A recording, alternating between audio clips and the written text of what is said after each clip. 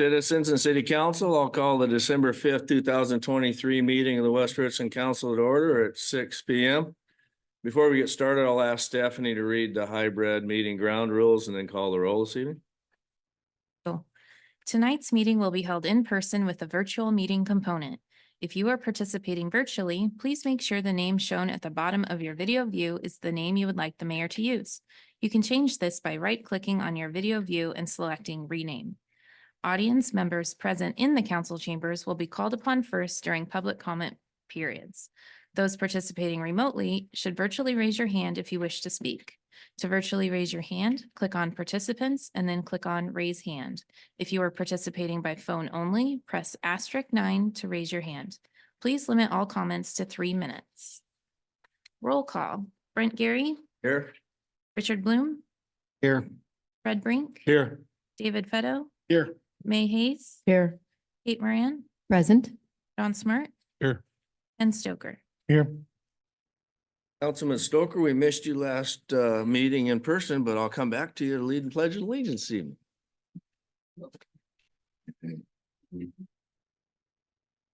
I pledge allegiance to the flag of the United States of America and to the republic for which it stands, one nation, under God, indivisible, with liberty and justice for all. All right, thank you, Councilmember Stoker, much appreciated. Council, the agenda is before you. However, we had Councilmember Smart request that item 6D for the resolution 7823 approval of the 2024 legislative priorities be removed for conversation. A couple of questions you may have and you as well. So with that, may we move that to 8F? And are there any other changes to the agenda this evening? Hearing none, may I have a motion to approve the agenda as amended? Mr. Mayor, I move to approve the agenda as amended. Second. Motion and a second. All in favor, say aye. Aye. Opposed, like sign. Motion carries unanimous. Thank you, council. No presentations this evening, so we'll move on to the consent agenda, which is considered a basic business of the council, taken with one motion and vote.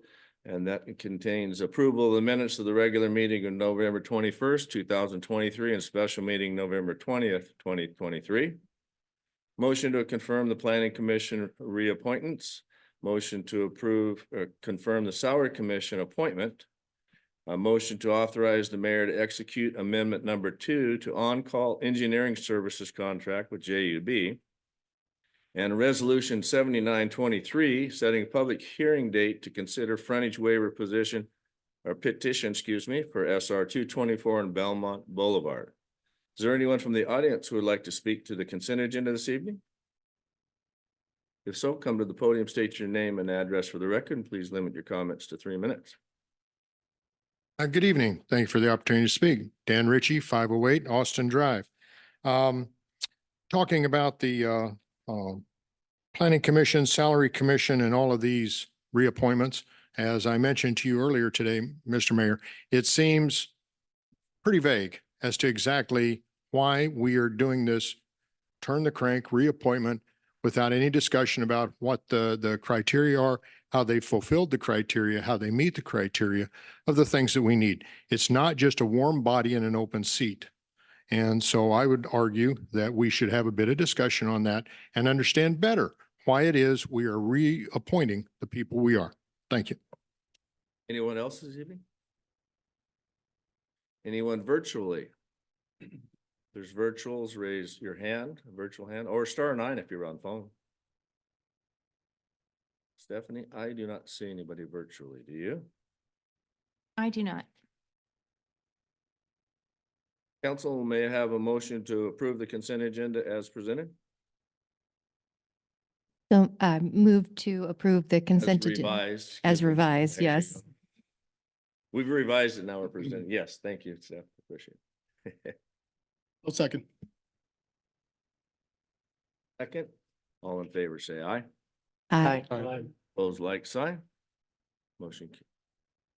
This is the consent agenda. Yes, sir.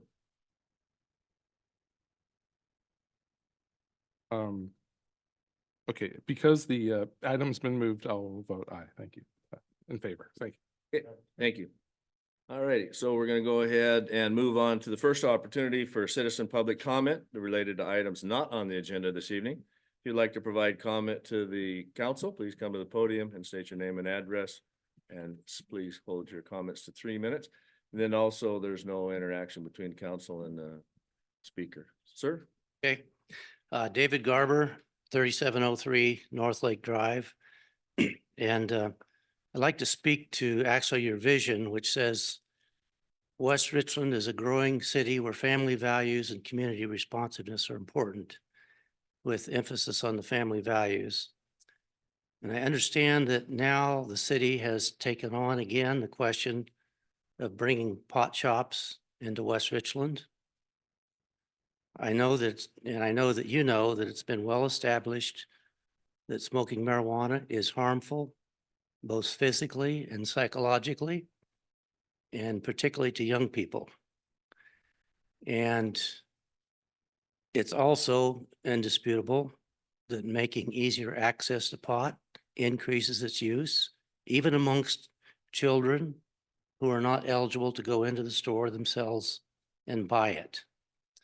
And that is not all of the detrimental effects. It also increases property crimes in the areas of the city where the pot shops have been established. And that's been studied in places like Denver for years. And it's pretty incontrovertible that property crimes increase.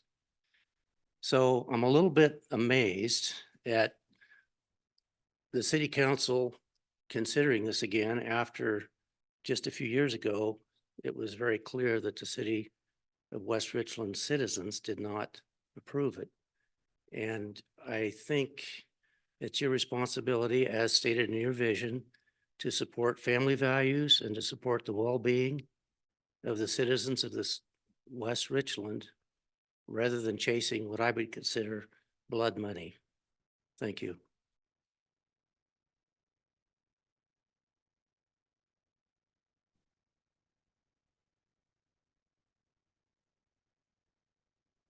Hi, my name is Pat Dobson. I live at 610 South 54th Street in West Richland. First off, I'm very confused. I was talking over here with these gentlemen, how to know when I should comment and not comment. And I was reading the minutes from past meetings. And you said we had chances last meeting to talk twice, but I don't know if I talk about the items in number 8 and then say what I want to say to the last part or what. So, and the other thing I'm confused about is on the agenda, it has numbers. It doesn't specify what they're in relationship to. And I was reading up on those and I had some questions on one of them. Not that I don't want it to go through, but I just had questions on it. And I don't know what number it is. I can just tell you that it was the Islamic Center. And I was looking at, that's one of the easements, right?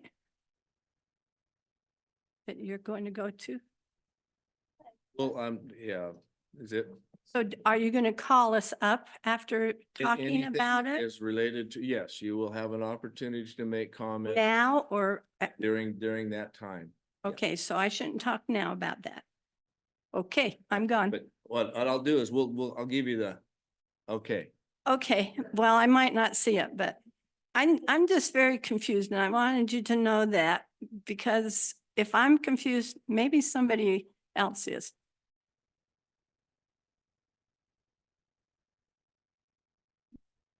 Peggy Panisco, 901 Bombing Range Road. I have a hard time emailing Roscoe during the day because my hours aren't like his hours. And I came tonight to give him kudos for the new intersection at Bombing Range. Actually, he and his crew. So here I am with paint on my hands for my last project and he's not here.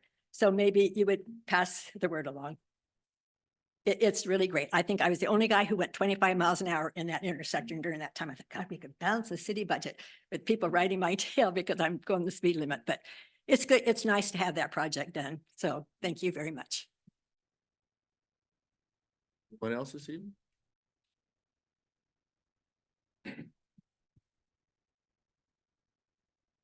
My name is Robin Brown. I live at 3821 Mountain Meadow Court.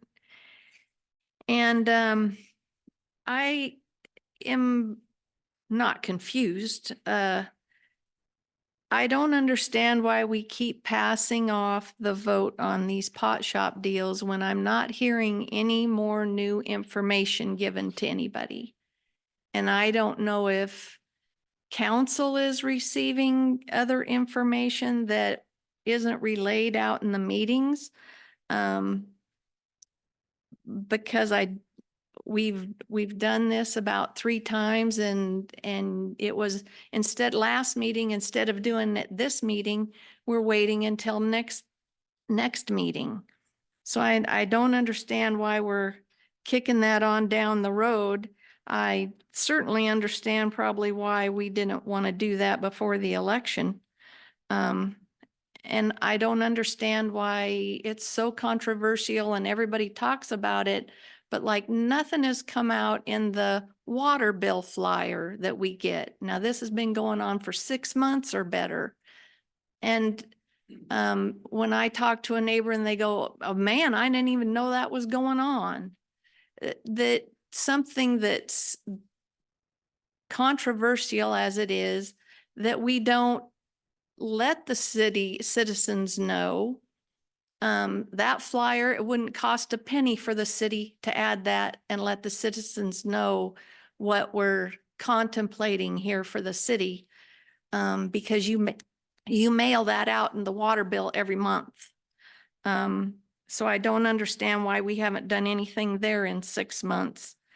And last time, one of the things we focused on, Mr. Mendenhall mentioned the Ironman contest thing that's going to bring people to the city for the portion of that race and stuff. And I would hope that you would focus on things of that nature that the whole community can enjoy. You know, part of the things you had the police officer or chief talk about a grocery store versus the pot shop and the police calls. Well, you have a whole community going to a grocery store. You know, the good majority of the community isn't going to the pot shop. So there is a ratio there with the number of people that go to those pot shops and the cop trouble you have, and the number of people that are going to the grocery store because they have to go there every day. I mean, not every day, but they have to go there to get food. So I don't know why we're trying to compare those two things. So I thank you for taking that into consideration, please. Good evening, Rob Palmer, 3600 South Highlands Boulevard. First of all, I'd like to talk about ordinance 2623, the text amendment cannabis retail sales issue, which has been brought up for public comment here at council meetings repeatedly over the last month or so. Many concerned citizens have showed up, taken their time to be here at these meetings, or many more have sent in emails and letters. Everyone has told you we oppose the amendment and the zoning change, and I certainly hope on December 19th, this council can finally put an end to this and unanimously vote no on the matter. I would be shocked and will take appropriate notice of any council member that violates our community vision and votes for this. That's not going to make friends for me. I'm not threatening. Again, I'm not threatening. I'm just saying it's obvious to me. Secondly, I'd like to talk about this attack on that this council is mounting against Councilmember Smart for stating his opinion and acknowledging the citizens in attendance at the November 7th council meeting. This attack is a blatant violation of the City of West Richland council values and operating protocol you are accusing him of violating. Look at the documents. They're in the packet tonight. They state the following, among other things: talk to one another. In other words, have words with one another. Appropriately notify one another. Work to build council credibility. And I believe Councilmember Smart's comments were doing just that. And I believe this attack on him is doing the opposite. Personal accountability, diversity of opinion, integrity, honesty and candor. I was in attendance at the meeting on November 7th and personally took the time to thank Councilman Smart for his comments and told him I appreciated his honesty and candor, and that I hope the entire council feels the same way. In your packet tonight, Mr. Smart's comments from the November 7th meeting have been taken out of context by the omission of some of the content. The following phrases have been omitted. I would be shocked. I'm not threatening. I'm just saying this is obvious to me. And I will have words with council in the future. So to clarify, shocked means surprised and upset. Appropriate notice means a written form, electronic procedure, or other method prescribed by council to convey information for a particular purpose, communication. Definition of threatening is, or definition of not threatening is not expressing or suggesting a threat or harm or danger, of harm or danger. And the meaning of have words with is simply to have a brief conversation. I personally believe that none of the comments Mr. Smart made were threatening in any way to anybody. Excuse me. If anybody sitting on the council here is deeply disturbed or offended by such comments and is afraid, Wrap up your comments. You do I'm have getting another there. 3 minutes when you get to the next comment period, if you'd like to continue. I'm just about done. Time has expired, sir. I need to find where I was now. You interrupted me. If anyone sitting on this council is deeply disturbed or offended by such comments and is afraid to discuss important issues with other council members, maybe he or she is not cut Time out has to do the elapsed, job, sir. and perhaps they should resign from the council and allow somebody else to do the job. I do, however, feel Please that take your Councilman seat, sir. Fedor's You can comments. use the next 3 minutes of the public comment. That'll give you 6 total. I'm sure you can get it all done in that time frame, and then we won't have it broken up. Thank you. 3-minute comment period, sir. Anyone else this evening?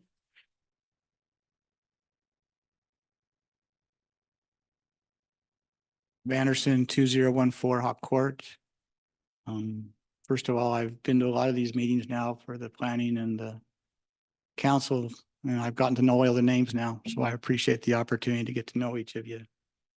This has been an emotional issue related to the pot, and I recognize that. I also recognize that it's the reason it's emotional, because it does strike down to the very values that we as members of the community, citizens of the community have. I was also here on November 7th, and I was appreciative of at least knowing where Mr. Smart stands on this issue. I recognize that I was surprised a little bit by what was said, but I also didn't feel like that there was anybody in the audience who was being not polite and not considerate. I felt like that it was a very respectful type of a thing. I just would like to recommend, because this is an emotional issue, and even though we could read the complaints, you can see things in there that seem to be emotional tied to the complaints too. I would recommend that Mr. Smart verbally apologize to this council, and then that those who have got concerns about it will withdraw this resolution so it doesn't even have to come to a vote. And that we don't have a black mark on Mr. Smart for all the service that he's done throughout the last few years, particularly when this has been such an emotional issue for us having to deal with. I would also like to recommend that when you guys actually do vote on this pot shop issue, I would appreciate that every one of you would state why you're voting for it and at least try to tie it to the comprehensive plan that we have in our community values. Thank you.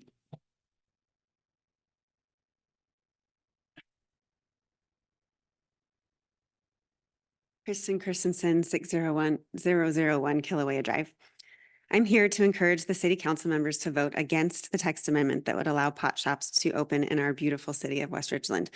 Some new data has emerged this year that I would like to present. According to the National Institute on Drug Abuse, quote, recent data suggests that 30% of those who use marijuana may have some degree of marijuana use disorder, which usually takes the form of addiction. That means about 1 out of 3 frequent marijuana users are addicted to it. And that recent data came from the 2021 National Survey on Drug Use and Health that surveyed people aged 12 and older. The marijuana used today is very different than the marijuana used a generation ago, and this is related to the concentration of THC, or tetrahydrocannabinol, which is the psychoactive substance found in the cannabis plant. THC is what gets people, quote, high. Keith Humphreys, a Stanford University professor of psychiatry and drug policy advisor to Presidents Bush and Obama, testified to a Rhode Island State Senate committee in 2019 that THC concentration had increased from 3% in the 1980s up to over 20% in 2017. And he specifically used data gathered from Washington State's cannabis market. Higher concentrations of THC creates more risk of addiction and harm than does lower potency. According to the New York Times in 2023, that figure is now nearing 100% THC, a 30-fold increase. And in states that have legalized cannabis like Washington State, marijuana has become more accessible to people under 21 years of age.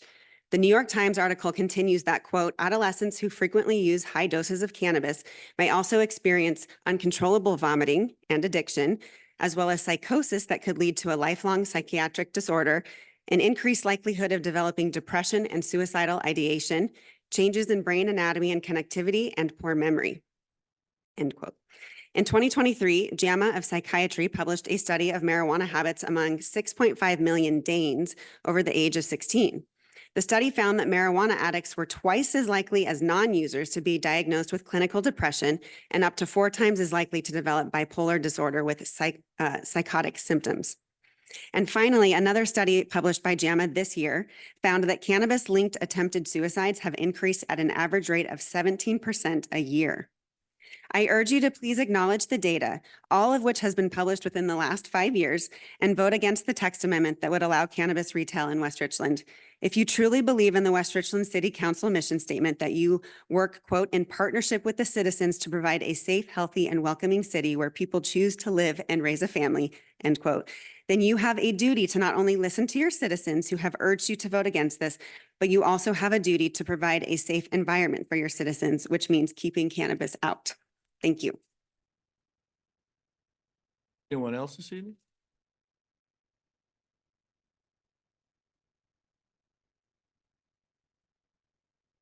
Dan Ritchie, 508 Austin Drive. This is tearing at the fabric of our community, and we need to put it to rest. It's tearing us up in a lot of different ways. We have a subject coming up tonight, and that subject is also going to tear at our community. And I think that we need to take and address that without going to the extent of censure. That's a very strong word that has some very deep implications. And I also think that with it come the words slander and liable. And I think we need to be careful. There are agenda items that you're speaking to this. Very good. Thank you. Anyone else? Terry Davies, 3706 South Lake Drive in West Richland, and it's TERI, by the way. And just to let you know, I do read the minutes and I have been reading the recordings of the meetings. Just one quick comment. I tried to look it up again, couldn't find it right now. But as I was reading over some of the history of the agenda and the items that I was looking at, the topics in the community and in the state that the council and the city opposes and is also supports or in favor of. I saw that the council and the city is in favor of having a drug and alcohol rehabilitation facility brought into the community. So I would ask, as you consider to vote for the pot for or against the pot shop, that you consider the integrity and the continuity of what this city and this community is supporting, and recognizing that there is a need for inpatient and other treatment for alcohol and drug-related dependencies and illnesses, including mental illness, when you're making a decision about what you're going to approve to be brought into our community. Thank you.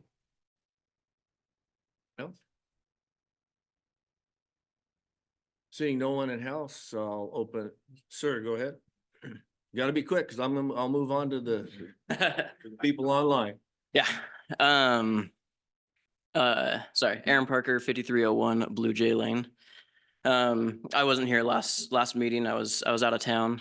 I kind of thought the subject that a lot of citizens in West Richland keep bringing up, I thought that would have been put to bed last meeting. The situation reminds me of President Ford. In 1976, he was on the re-election trail, seeking to be president of the United States for another 4 years. It took him to San Antonio, where he gave an impassioned speech how he was a man of the people. He understood them, he understood their values, what's important to them. The only problem was, after that speech, he was photographed taking a bite of a tamale, and he neglected to remove the outer husk of the tamale before taking that bite. That picture went around Texas state media for weeks. And many people, including him, thought that tamale was the reason he lost to President Carter. When he was asked afterwards what went wrong, he said, "I learned 2 things. 1, never underestimate your opponent. And 2, always shuck your tamales." 2 meetings ago, I believe it was Councilwoman Moran, you said it was refreshing to see so many people up here. It's usually crickets in here, right? I actually think there was 2 comments made like that. If we thought about that, I wonder how refreshing it really is. Is there a new fervor for local politics in West Richland? Or is there a public outcry for something that the city council is considering? And the fact that this vote has been pushed off and pushed off and pushed off, and yet everybody is still here, still voicing concerns. It's not a passing issue for the citizens. It's something we feel deeply and strongly about. I don't know why it keeps coming back. I don't know those members that are for it, what the reasoning is, if it's just revenue or ideology or something else. I don't know. But my question to the council, meeting after meeting, has now become, do you have the political acumen to understand what you're doing? Do you understand the game that you're playing with the pot shop and how the citizens feel about it? If you do, why are we here? And if you don't, will you feel similar to President Ford? Hopefully not too soon. Somebody else might be asking you what went wrong, and you would say something similar to, "I learned to always shuck my tamales." Thank you. Anyone else this evening in-house? Okay. Seeing no one, we'll go out to the virtual lands. If you'd like to make public comment for items not on the agenda this evening, please raise your virtual hand or *9 if you're by phone to be recognized. Stephanie, I see no one virtually. Do you? I do not. Then we'll go ahead and move on to ordinance, resolutions, motions, and public hearings. I just checked the agenda and there is no utility easement vacation or public hearing related to an Islamic center or the properties around that, just for your intel. So with that, the item 8A and B is a public hearing and a resolution to approve a utility easement vacation for the property at 803 Career Way. And I'll ask Alicia Ransom, our presenter, staff report.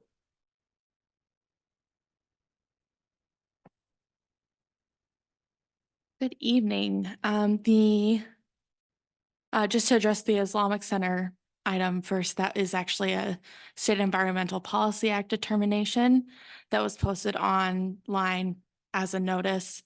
It is not an easement vacation, so if the woman who asked about that, if she'd like to email planner@westrichland.org, I can send some information, answer any questions that she has.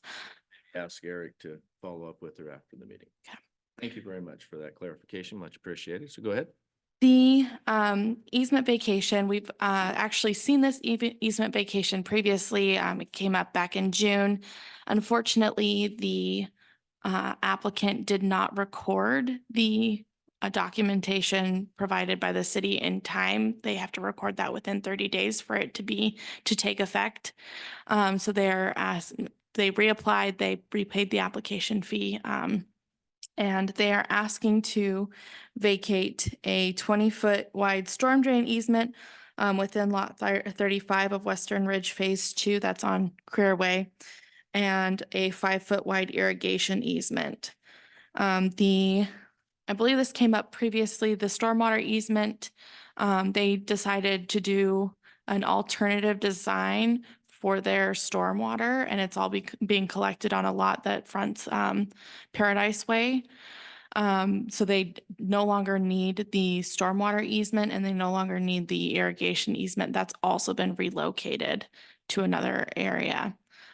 So the property owner is asking to vacate these two easements in order to be able to fully use the property to build. They're building, is it threeplexes or fourplexes? I believe it's threeplexes. The city staff sent out the city staff sent out the application packet to agencies for agency review. We didn't receive any new comments on this. It was similar to what we'd received previously. And Public Works again recommended approval of the requested application. Staff recommends that the council vacate the easement. Go ahead and open the public hearing up at 6:30. If anybody would like to speak to this vacation, please come to the podium, state your name and address for the record.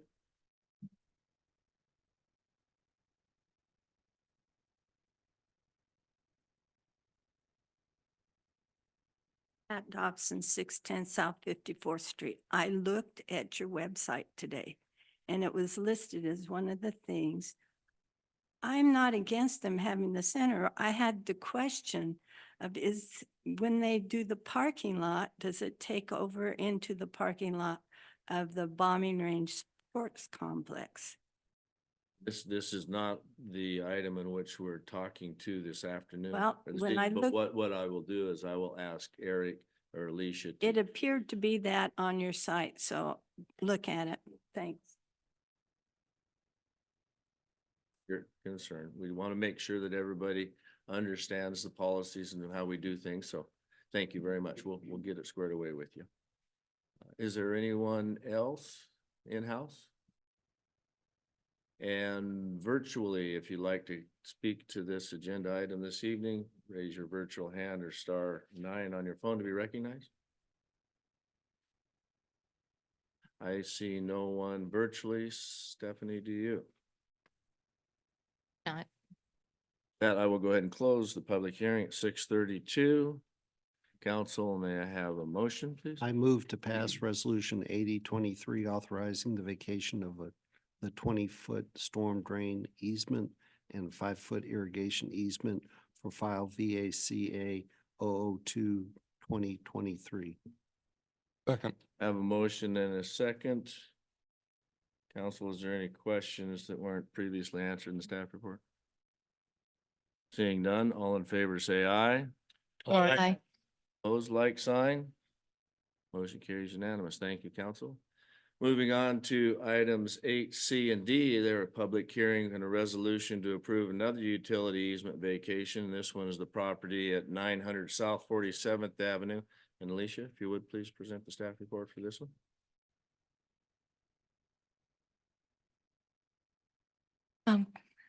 Good evening again. This easement vacation, it is located on, it's at 900 South 47th Avenue.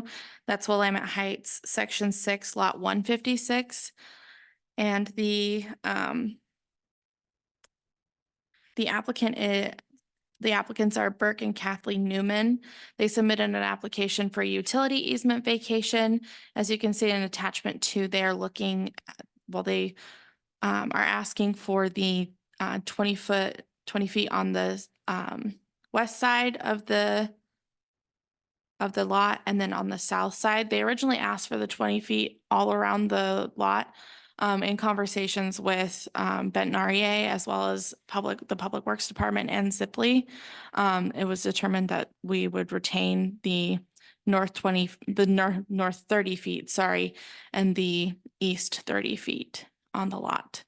The easement, the easement vacation packet was sent out to agency review.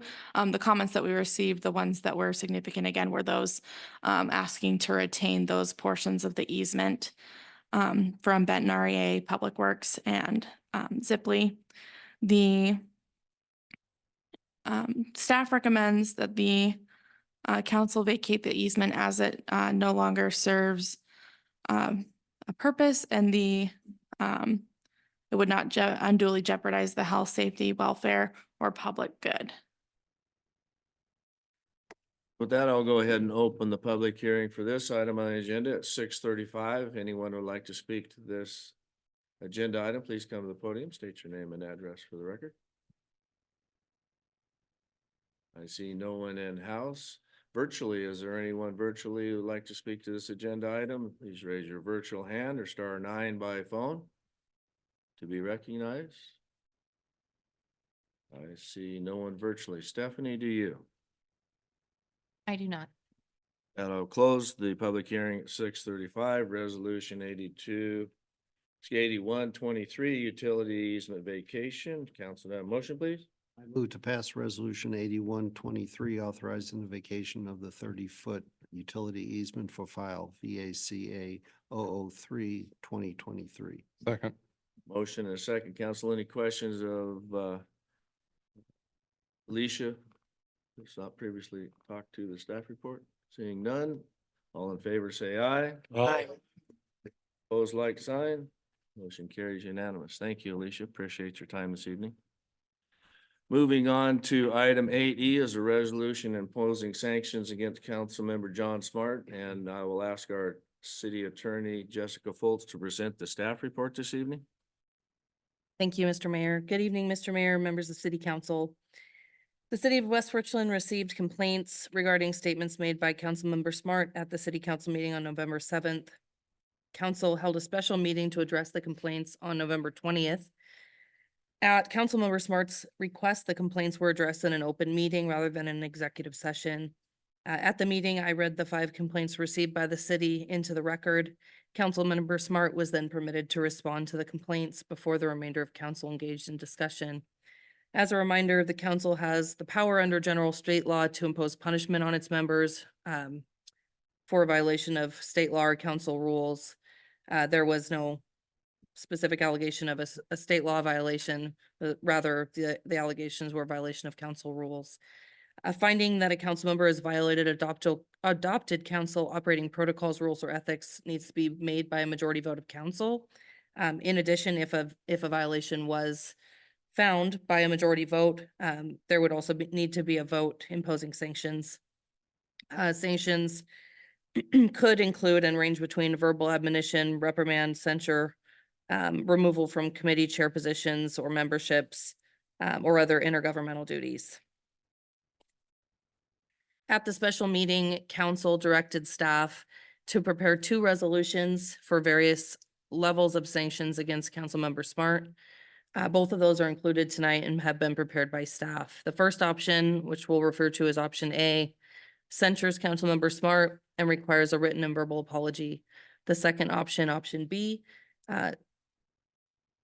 sanctions Councilmember Smart and requires a written and verbal apology. So tonight, council's options are to choose to pass option A, option B, not pass a resolution. Potentially, they could also modify, make an amended motion if the resolution wasn't specified to what council's direction was. So those are our options tonight, and I'd be happy to answer any questions. Thank you, Jessica. Appreciate that.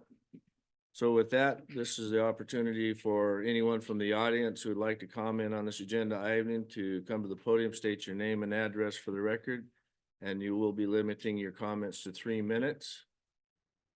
And there's also no interaction between. Rob Palmer, 3600 South Highlands Boulevard. And I'm going to click clock and we'll let you go. And then also, I would remind everybody to be professional, no applause, no heckling, no gestures in any way. So let's go ahead. I think I can get the rest of it in 3 minutes, no problem, sir. Ready to go. You're good. Okay, I'd like to start off sort of where I left off. I personally believe that none of the comments made by Mr. Smart were threatening to anybody in any way. If anybody sitting on the council is deeply disturbed or offended by such comments, or is afraid to discuss important issues with other council members, maybe he or she is not cut out for the jobs and perhaps should resign from the council, allow somebody else to do the job. I do, however, feel that Councilman Feto's comments and behavior at the November 20th meeting were out of line, threatening, and violated the city of West Richland adopted city council rules of procedure and conduct. Therefore, what I'm asking tonight is that resolution 8283 options A and B both be withdrawn tonight. And the council either consider a new motion be made that the entire council apologizes to the public for violating the city of West Richland adopted city council rules of procedure and conduct, or better yet, drop the whole thing, get back to city business and stop bickering with each other about differences of opinion. 4 of the 5 complaints received about Councilmember Smart were either from planning commissioners or council members who obviously are upset for being questioned about their integrity and ability to do their job. I would like to know how attacking Councilmember Smart for wanting to have a conversation about an issue is in any way in line with the core values and vision statements of the council. It does not demonstrate diversity of opinion, cooperation, communication, credibility, integrity, trust, leadership, or respect. I would like to see the council get back to the issues at hand and demonstrate these core values. And again, I ask that the council consider withdrawing both options A and options B tonight. Else this evening?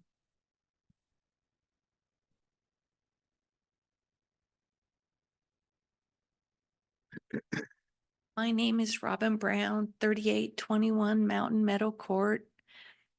I didn't hear about the special meeting. I didn't know that there was an issue amongst the council, but I would like to strongly remind everybody how respectful this process has gone along with the pot shops.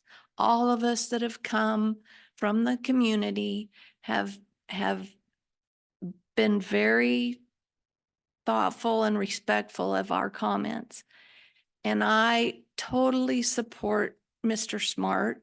He has had a listening ear for all the things that we've done at the city. And I hate to see, just like we've talked, that it is an emotional issue, but no one, not a council member at the meeting. I was at the November 7th meeting, the other meetings at the Planning Commission, that those didn't get out of hand. And yes, we don't know what the rest of you want to do. That's why we keep back here pleading to not do this, because we don't know what the rest of you want to do. And I appreciate Mr. Smart's forthright, and I certainly didn't hear any threatening language, or nor did he incite any of us to get out of hand. We really just want you to listen to us, please. Thank you.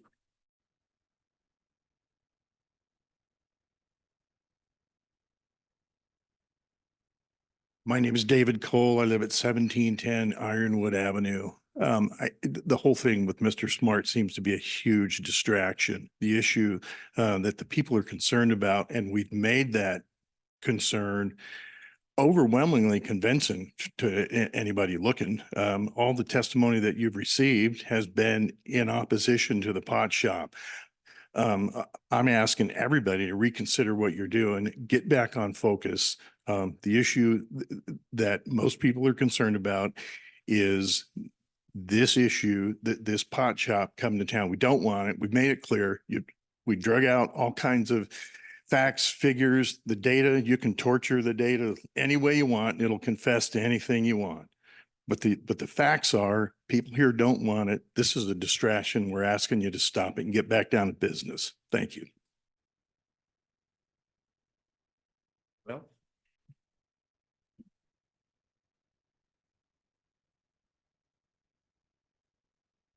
I think I'm up here at the right time. Pat Dobson, 610 South 54th Street, West Richland. I'm coming up to give support to John Smart. I've been at all the meetings. I have not heard. He might have misphrased something instead of, and they took it wrong. And I have that problem all the time. You've noticed that. But anyway, I don't think it should go any further. I think at most an apology, because he has a right to voice his opinion. And you have your right to voice the opinion. And I've been at some meetings where I've heard things said and taken offense, but I haven't filed against you and I haven't censored you. So what does censoring do? Does it take away his vote? Well, if you take away his vote, then you're making it a biased vote because we know where he stands. And the other thing is, I don't think if this happens and it went to a court of law, it would stand up because he did not threaten anyone. In fact, he stated, this is not a threat. We're just going to watch. And so he was reconfirming what we in the audience were trying to tell you. We are watching you. We do not want this. And so I think we at the local level don't need to be where the government is at the higher levels. We need to come about this peacefully and be able to talk. And that's what this is all about, to give our opinions and listen to each other and then come to a compromise. And I ask you to reconsider not censoring John, but if at the most making him do an apology. Thank you.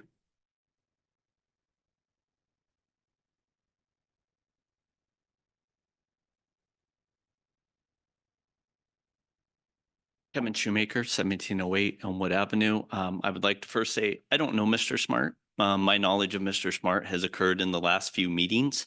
So I don't know him on a personal level, so I won't try to say what he intended, what he didn't intend. But I know at the last meeting, after what was proposed, I thought, what the heck happened at the special meeting? And so thankfully, West Richland does a wonderful job of making those meetings available. I watched it. And the two things that struck me is that in the letters, there was this comment about a reaction from the crowd. Now, granted, I don't have a camera facing the crowd, but I didn't hear any outbursts. And I didn't hear anything that seemed inappropriate in the meeting. And the other thing that struck me as kind of interesting, and I don't want to put reactions into people, but I did not see anybody on the council seem taken aback. Nobody spoke out at that meeting as something being inappropriate.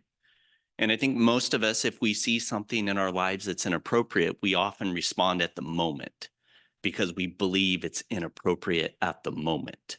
We don't wait. And it's okay if you do. Sometimes we have to collect our thoughts. But as somebody that sadly, I'm new to attending these meetings, and I apologize for not doing my civil duty being at these meetings, but my impression was he was impassioned. I don't know the man personally. He may wish that he could change the words that he used, but I did not get the reaction from watching the meeting online that was presented in those letters. My perception, of course, is going to be different than other people. The last thing I would like to bring up is in that special meeting, Mayor Pro Tem, Mr. Brink, he had made a comment, and I apologize that I didn't write it down and get the quote, but he commented about perception. And sometimes in our lives, perception is reality, whether or not we like it that way. And for me, moving forward with this, my perception is not a positive one about what's happening.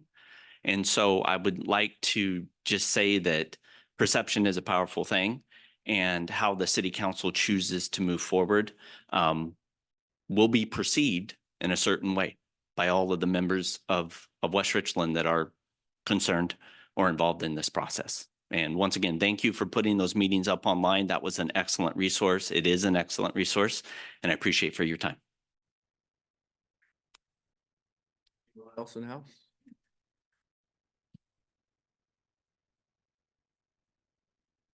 6001 Kilaway Drive.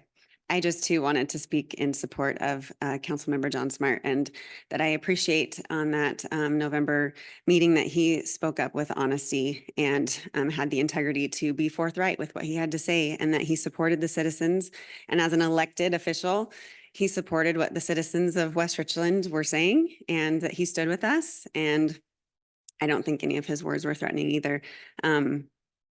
But I thank you for standing up and supporting us. And being the only one that did that. So thank you. I think that the resolution that both items should be withdrawn.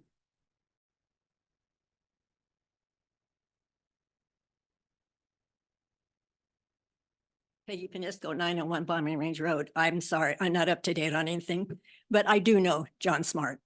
And I do know that I watch you people and I know who comes in prepared and I know who works hard to prepare for meetings. Been there, done that. I support John. I can't imagine that he threatened anybody. So again, I haven't listened to meeting or anything else. I will just tell you that I will stand with John Smart any day. Thank you. Anyone else this evening?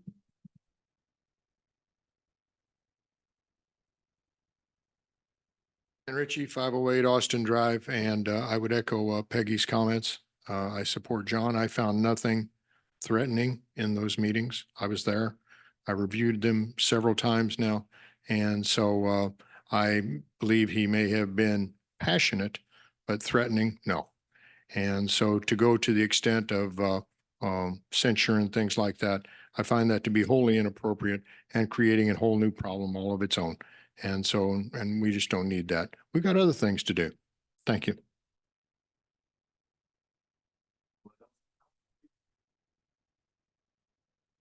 Go ahead and move on to virtually. Anybody virtually by way of phone, *9 or virtual hand, raise your virtual hand to be recognized.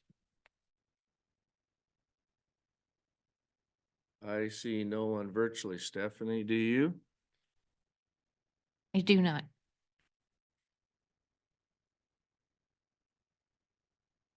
Council, since there are two resolutions this evening, two options, please be sure that you're clear as to which option you may be moving forward with in your motion.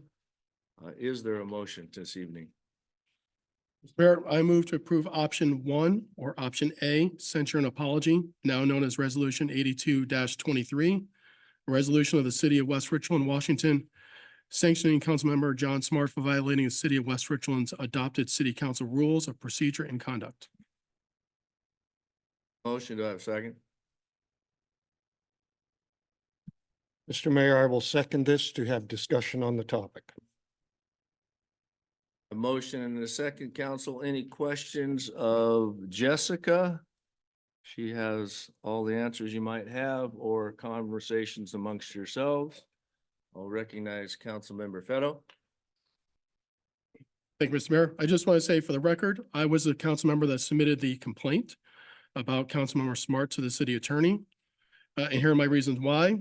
The reasons why the mayor of this city or any other city or the chair of any boards or commissions do not make decisions themselves is that you have diversity of thought.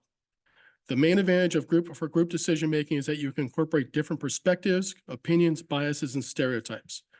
The comments made by Councilmember Smart on November 7th threaten the ability of this group to make decisions based on the individual members' opinions. And for that reason, I filed the complaint and move for censure. Councilmember Bloom.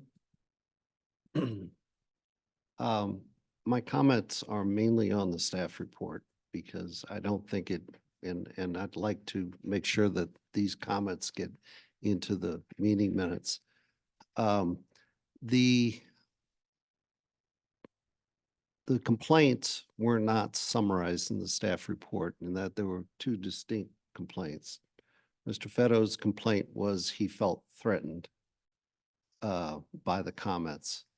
And then the other complaints, mostly associated with the Planning Commission, were addressing the Planning Commission's members being questioned on their integrity by not listening to the community's comments. In reality, the comments from the public have been overwhelmingly, and as Mr. Smart in his comments that were quoted in the meeting minutes from the November 20th meeting, special meeting, Mr. Smart started his comments that Mr. Fetto complained about with this term, the community, let me quote him.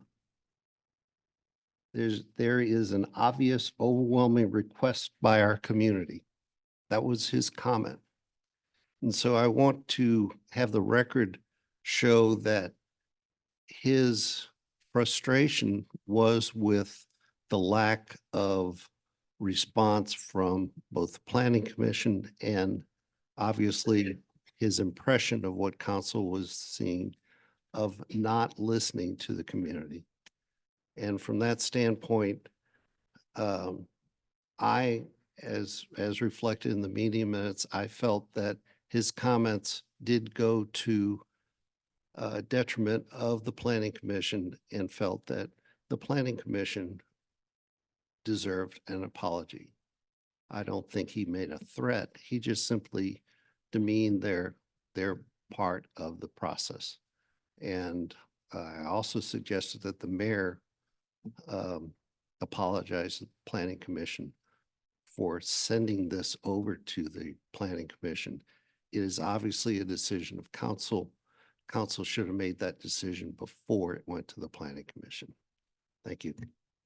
Councilmember Stoker? Yes, thank you, Mr. Mayor. So, I have a lot of thoughts that I may not be able to articulate on this one.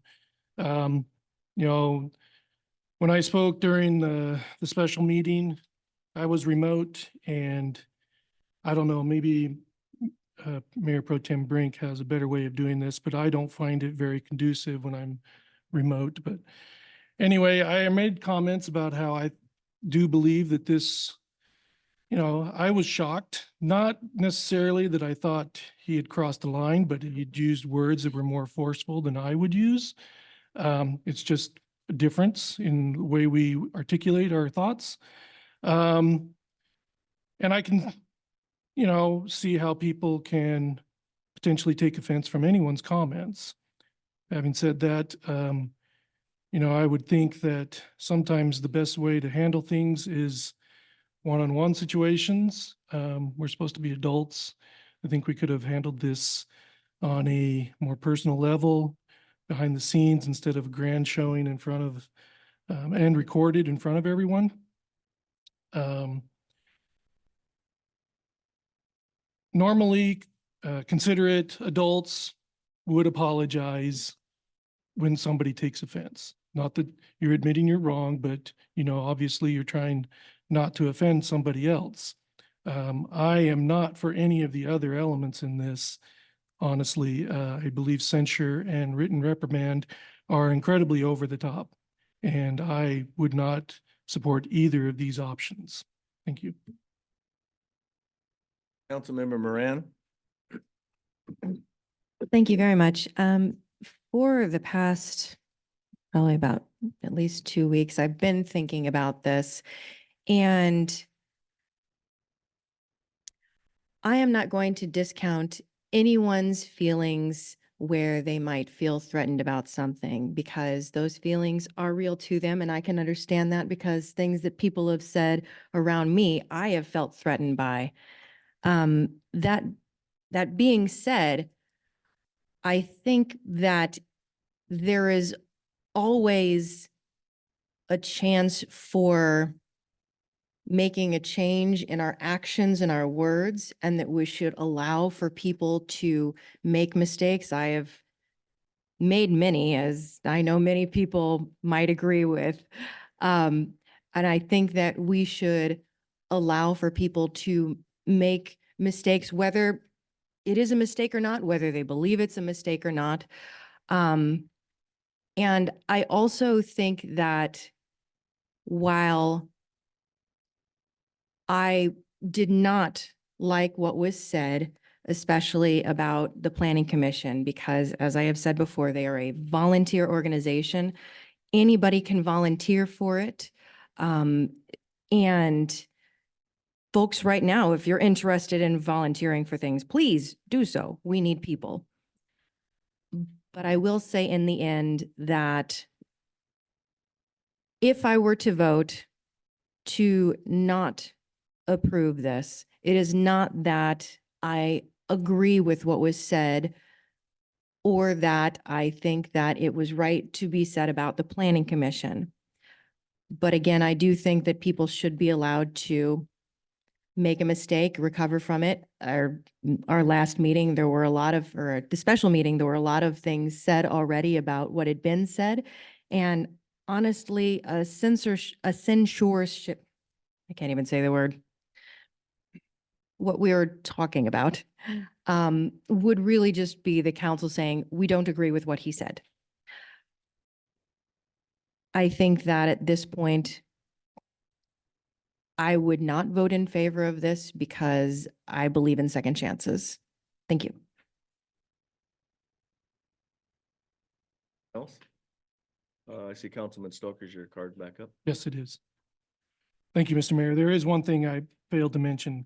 I'm just, in emails we have received from citizens, several points about, calling for other apologies and potentially submitting formal complaints. And to me, if this passes, where do we draw the line? I mean, are we saying that these other citizens, are we not going to bring their complaints forward then and pursue this in the exact same manner we're doing right now? Or is Mr. Smart being used as a whipping post to, I don't know. So if this does pass, I think then we need to honor and take into account these other emails that have been submitted in the intervening time since we met the last time. That's what I wanted to add. Thank you. Mayor Pro Tem Brink, you have your card up, sir? Yes, I do, Mr. Let me press the button here. So this has been a very divisive topic, as mentioned by several individuals this evening. I counted approximately 8, if my count is right, taking the time to come forward and speak of it. However, as public officials, we, all of us here, the lady and gentleman sitting over to the right, we are held to a higher standard. That's the bottom line. First Amendment is certainly applicable to us, but we must choose our words very carefully. We must choose our words with judicious restraint in many occasions, simply because we work for you. We work for the citizens of West Richland. And in order to do that effectively, we need to work together. When words are said or impressions are created among planning commission members or other members of the council that individuals find offensive for one reason or another, once again, that is the perception. The bottom line is that needs to be addressed because that interferes with the ability of the planning commission of council to work effectively together to serve all of you. And it has been mentioned by several individuals. We spend a lot of time on this. Not too much time, but we've spent enough time, is the way I feel. So similar to some of the other members, tempers run high. You have time to consider and think about the actions. Do believe that Mr. Smart comments may have hazarded to some degree of us work together. Work with the citizens, for us to work with the planning commission and so on. And so I would suggest amending our resolution, our motion, in order to accommodate a public apology. I think that that is an appropriate request based on the nature of what was committed and the perception by which was held by individuals on this council, on the planning commission, and at least one citizen in public that chose to contact me about it. We do need to move on, and I think that a public apology is in order, and I would suggest perhaps amending the motion to accommodate that. Councilmember Fetto, would you be interested in rescinding your motion and restating another motion? That would be the proper way. Stephanie, would you please direct us so we don't end up in a debacle as we had last go around? Sure thing. Okay. So if council does not wish to move forward with the resolution that was included in the original motion, we should call for a vote and vote that down. And then council would have the opportunity to make a separate motion that would be adopting option B or a separate motion. But I believe that the resolution for option B essentially includes the requirement to make an apology. It's the formal way of doing that. Or if council wishes just to make a motion saying he needs to do an apology and not pass a resolution, that would also be an option. But I think it will be messier to try and amend the original motion. Jessica, any comments in regards to that? I would agree with that. The one thing I would say is really the power of the council to make a council member do something is in response to a finding of a violation of the code of conduct. So certainly council can agree that Councilmember Smart should apologize. But if there is no finding of a violation, there's really no authority behind that. And I'm not insinuating anything by saying that. I'm just wanting that to be clear. Councilmember Brink, you have questions of Jessica in regards to the response of hers? Thank you, Mr. Mayor. With regard to potential violations, I do believe that Mr. Smart's comments limited the ability of us to work together, especially with the Planning Commission. The forceful words that were described may have impeded the ability to cooperate amongst ourselves because we do rely a great deal on the Planning Commission. So if an apology does require us to cite specific potential violations of the code, then, or the code of conduct, then I would put those forward if that is satisfactory. So option B lists the values that we took from what council's direction was that we thought that council wanted a resolution for. It does not censure him. It essentially it would be a council reprimand followed by a requirement for an apology. There's nothing stopping Councilmember Smart for apologizing at any time. But I guess what I'm trying to get at is, yes, if council's goal is to enforce a punishment by way of an apology, there needs to be a majority vote of council that there's been a violation and that is the sanction for that violation, which is essentially what option B is, a verbal reprimand and a requirement for an apology. That option B does require an apology to council, the Planning Commission, and the public. So if someone wanted to amend that to just be to the public, then there would need to be a motion to that effect.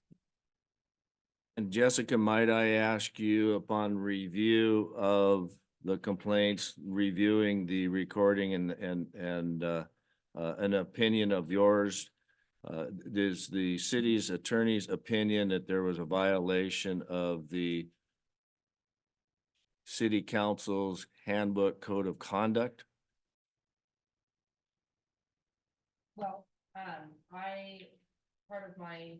part of my job is to review the initial complaint. And ultimately, as I stated, it's a majority of council who decides whether there is a violation. My job is to ascertain, is there even sufficient basis for council to consider a complaint, a very minimal standard of evidence, right? If someone alleged that council member Fetto was driving a green car and that they want a violation of the code of conduct, that clearly would not meet the threshold. So when I received these complaints, I reviewed them. Based on the procedure, I felt that it was sufficient for council to discuss. So I guess the answer, I don't want to influence council's decision, but certainly the allegations, if true, could be construed to be a violation of the code if council felt that that was true. Councilmember Moran? Yes, thank you. I have a point of information regarding the difference between a verbal reprimand and censorship. It sounds as if there might be some confusion as to what exactly they all entail, if you could. So our code doesn't define censure, but I actually had to Google it. It is a verbal reprimand, but it's a more formal.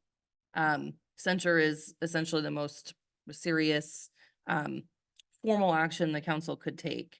A verbal reprimand is essentially, please don't do that again. We don't approve of that type of conduct.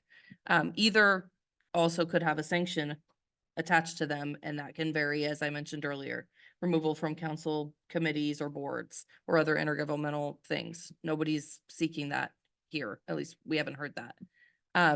So the less serious of the options in a formal sense is the verbal reprimand, which is different than a censure. Not really in form, but in what it means. Thank you. And just to make very clear, neither of them, none of the things that we could do would be removing the ability of any council member to make a vote during council, correct? That's absolutely correct, or removal from office. That Right. there's a state procedure, a Right. legal procedure that would have to be done by the voters for that. Thank you very much.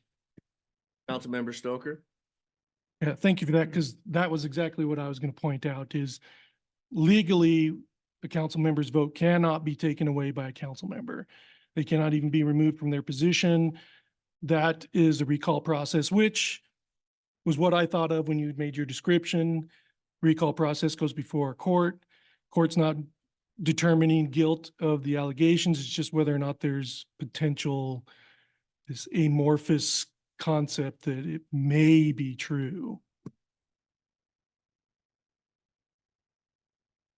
Councilmember Bloom? So we are, just to get clarified, we still have the motion on the table and we will have a vote. And if that vote fails, we can take another motion. Is that correct? That is correct. Thank you. Other conversation, council? With that, I will go ahead and ask for a roll call. Councilmember Stoker? Is this the case where Councilmember Smart doesn't get to vote in this, right? No, he There's gets to vote. conflict of interest in this, isn't there? I don't believe I'd have to recuse myself Right. being the subject of the vote. Right, And I've it's also, conflict of interest. I mean, if you I want to will- I welcome me will to re- do so. I will refer to Jessica in regards to that because you don't have any financial investment in this particular. And I don't even know if I can say anything at any point, so.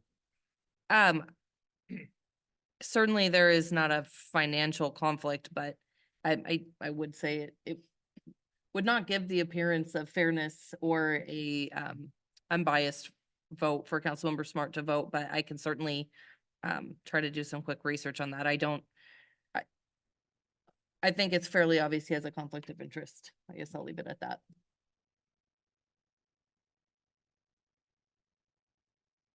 Thank you for your opinion. I appreciate that.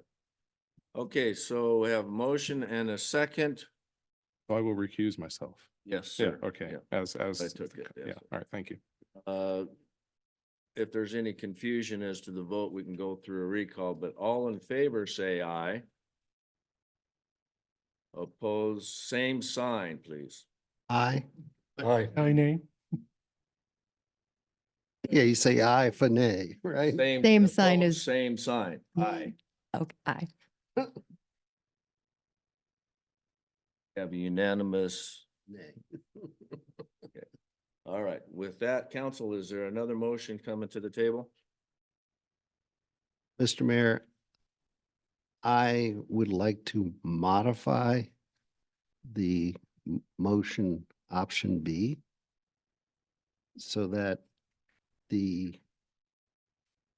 as I mentioned in my earlier remarks, that number one, Councilman Smart's comment at the November 7th City Council meeting includes the words that this is an obvious, overwhelming request by our community, which is what he said just prior to he would take appropriate actions and note. What's your motion? And my motion would be to do a modified option B to, I've lost it.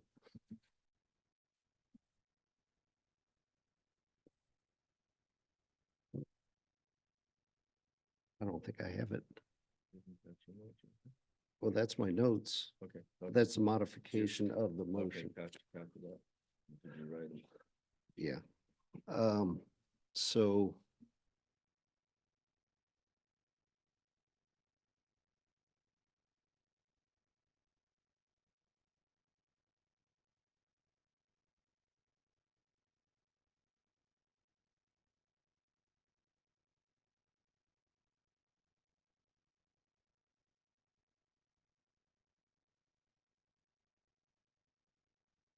I move to approve option B modified, now known as Resolution 8223, a resolution of the City of West Richland sanctioning Councilmember Smart for violating the City of West Richland adopted City Council Rules of Procedure and Conduct.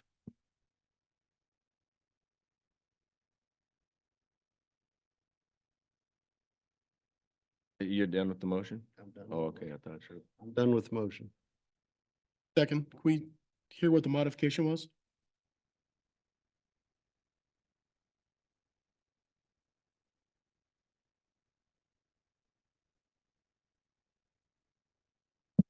No apology. No, it's an apology. Could you read that into the motion, please? Okay. All right, so the modified motion modifies section 1, item 1, stating Councilman Smart's comment at the November 7th, 2023 City Council meeting that quote, since this is an obvious overwhelming request by the community, unquote, he would, quote, take appropriate notice of any council members that violate the city vision, et cetera, and votes for this not going to take. So I want to put those words into context. There's a motion. Is there a second? Second.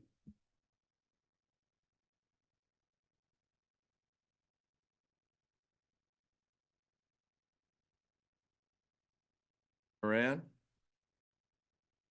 Thank you. I'm trying not to belabor this, but I think that I appreciate the words being added to that because it does add context. I think that for me, I would still vote no for this just because I feel like at this point, the discussions, and I'm sure that those in the audience might agree with this, are punishment enough. But that, again, believing in second chances and also to somewhat paraphrase what was said in an email that we received from citizens that requesting that someone make an apology to me doesn't seem like it would actually be an apology, and a forced apology is to me of no worth.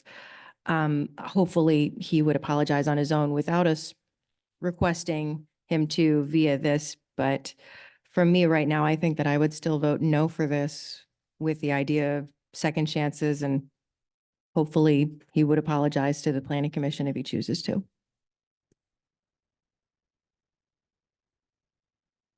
Any other questions, comments, council? Mayor Pro Tem Brink? Mine is a question really with regard to the outcome should council elect to pass this resolution. So I'll direct hopefully to you, Councilor Foltz. If this resolution is passed, what would be the resulting what would be imposed upon Councilmember Smart? I'm just trying to clarify that with the discussion. So if option B is passed by the majority of council, that is essentially finding that there is a violation based on the provisions that are outlined in that section, that the appropriate punishment is a verbal reprimand, which passing the resolution essentially does that. And that Councilmember Smart is directed to submit a verbal and written apology to the council the planning commission and the public at the next regular city council meeting. That would be, I believe, December 19th. Okay, I'm just going to take a moment of just reviewing the documentation. Thank you. Mayor Pro Tem's doing that review. I'll turn it back over to Councilmember Bloom. So if he doesn't, what's the consequence? I mean, there isn't really a consequence other than, conceivably there could be a complaint that he's not following Okay. council directives and the sanction could increase. Hopefully, nothing comes to that. Thank you. I have not had a second to my motion. Oh, you seconded. Oh, okay. Ms. Foltz, is there any opportunity for a conversation amongst council and Councilmember Smart in regards to this particular item on the agenda? Would that be appropriate or not? I think if council wishes to allow Councilmember Smart to make comment and interact, that would be per council's purview. We're in a public session and it's an item covered by the agenda. So with that, I will ask if there's any conversation either Councilmember Smart or council would like to have with Councilmember Smart amongst themselves. Mayor Pro Tem Brink. Thank you, Mr. Mayor. I probably should have asked this in the open executive set or the open meeting that we had 2 weeks ago. But do you feel that your comments could have been perceived incorrectly or improperly or not as intended? Councilmember Smart. Well, okay, I will speak. Thank you for the opportunity, which I have not had since the beginning of this proceeding over the course of now 3 meetings, I think. I had one opportunity not knowing what was going to happen. I just saw a complaint. It seemed very unreasonable to me because it was so out of bounds and so defamatory. So I just couldn't believe that I was hearing what I heard. I also couldn't believe the comments from other council members after that. And I've heard numerous complaints from the public where they are offended as well at even the remotest notion that they could possibly be incited to violence. Okay, so with that as a backdrop, the complaint was stated in the first meeting. Before there was a resolution or a construct on what was going to happen to that, I thought there was a good chance reasonable people would look at it and just go like, no, that's not Councilmember Smart. He's not threatening us with physical violence. He's not inciting a crowd. And although I may not have been as eloquent as I could have been, I think it would be obvious to most observers that we had a very heart-to-heart talk with our community, even though we can't go back and forth. And I was mostly actually talking to them. And council we happened to be in an open meeting. So then I thought we were maybe going to dispatch with all of this at the last meeting, but didn't. And so I had actually prepared a statement, which I feel I have the opportunity to read now. And you can, some members of the public, and I have gone back and forth with this myself, because let me just first off say, there absolutely, certainly never has been or ever will be some sort of threat of violence from me. If there's any threat or determination expressed, it would be to, work harder in council meetings to present information that causes my fellow council members to take one side or the other of any given issue. I mean, that's our job. It's your job, it's my job, to be informed, to listen to the public. We live in a constitutional republic. It's not a democracy. So although some people think it'd be great to have everybody have a vote on every single issue, that's not the way we work. So, but what I was doing is I was listening to the public, and it's certainly a big part of what we do, and trying to express an acknowledgement of their feelings and their logic and their amazing research against this issue that we're talking about. So I guess I was taken aback, probably like some of the audience members were, especially with the concept that I was somehow inciting violence or you know, they were cheering on threats. I didn't hear anybody cheering on threats. I heard some people like what I said, and I agree, folks, you're not supposed to clap and applause at council meetings, and maybe some couldn't just contain themselves, but it wasn't to cheer on a threat. There was not going to be a mob with pitchforks and torches running down the street. That's what people in Portland do, not West Richland. So just to say that's the backdrop. So, but all that aside, I don't want to give, so I guess I don't want to give credence to the absurdity of the implications that were made in the complaint. There were 3 complaints that came in originally. The others I kind of feel were slightly copycats, but I respect them as well. But the 3 main complaints were from council. You know, somehow taking my words and twisting them into something that they weren't, and that you really have to stretch your imagination to go from almost any calmly stated comment here in council chambers to some sort of physical threat or something that would cause you to be afraid to go home. So at that point, that becomes, that's more than innuendo, that's defamation. And if it's written, it's libel, and if it's stated, it's slander. And so I felt that people would self-regulate on this issue and refrain from going that far. But instead, it actually amplified, and that's unfortunate. But like Councilmember Moran says, I can roll with that. You know, none of us are perfect. So this is, and I could cite the emails. I would request, as I did last time, that the emails that the city council has received be included in the minutes of this meeting. Not just a annotation that says, hey, we received an email, but I want the entire context and content of the emails that were sent on both sides of this issue. And really, I will propose again, it's just not that much work these days to cut and paste emails. They should be included. It used to be that way. I'm not sure when that changed. So, okay, so that's a side note.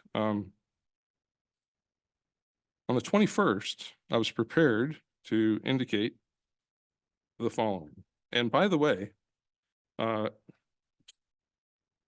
council, the written comment from me, but I'll be happy to state it because I don't need to go to that level.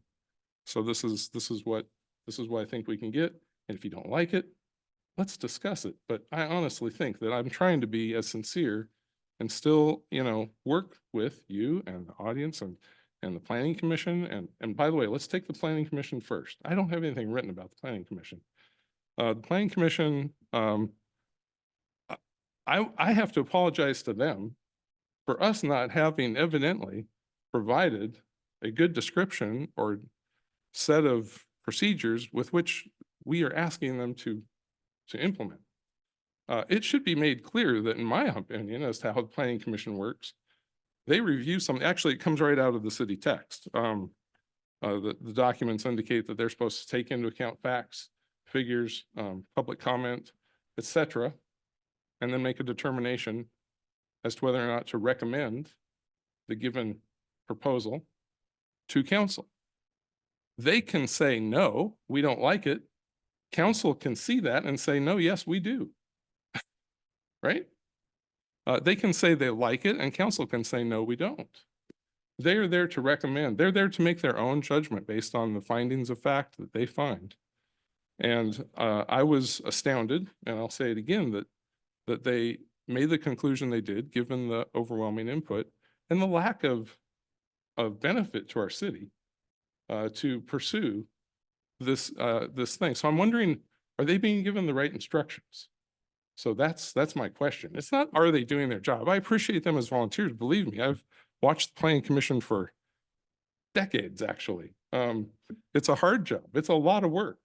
They have to go through a lot of documentation. I absolutely appreciate them as much as I'm sure everybody else on this council does, but you know, it seems like there was some misguidance.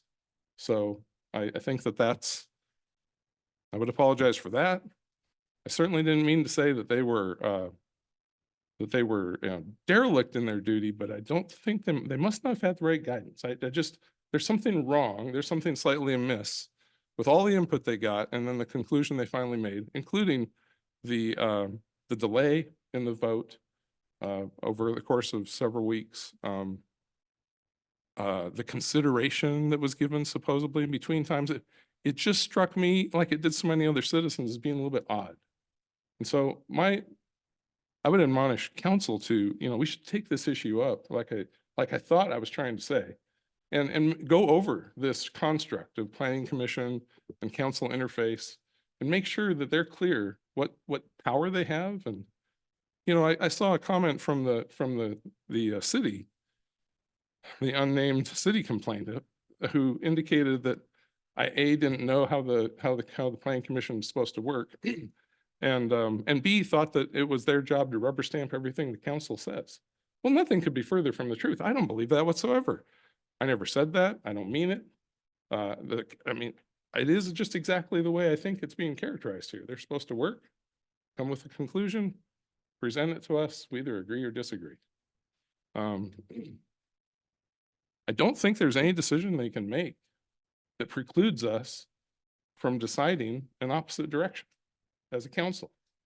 I don't think anybody elected the planning commission to decide on important issues for the city. They're there for, it's a recommendation. It's a support group. It's a research organization is what it is. You're supposed to look at all the facts, make a judgment, pass it on.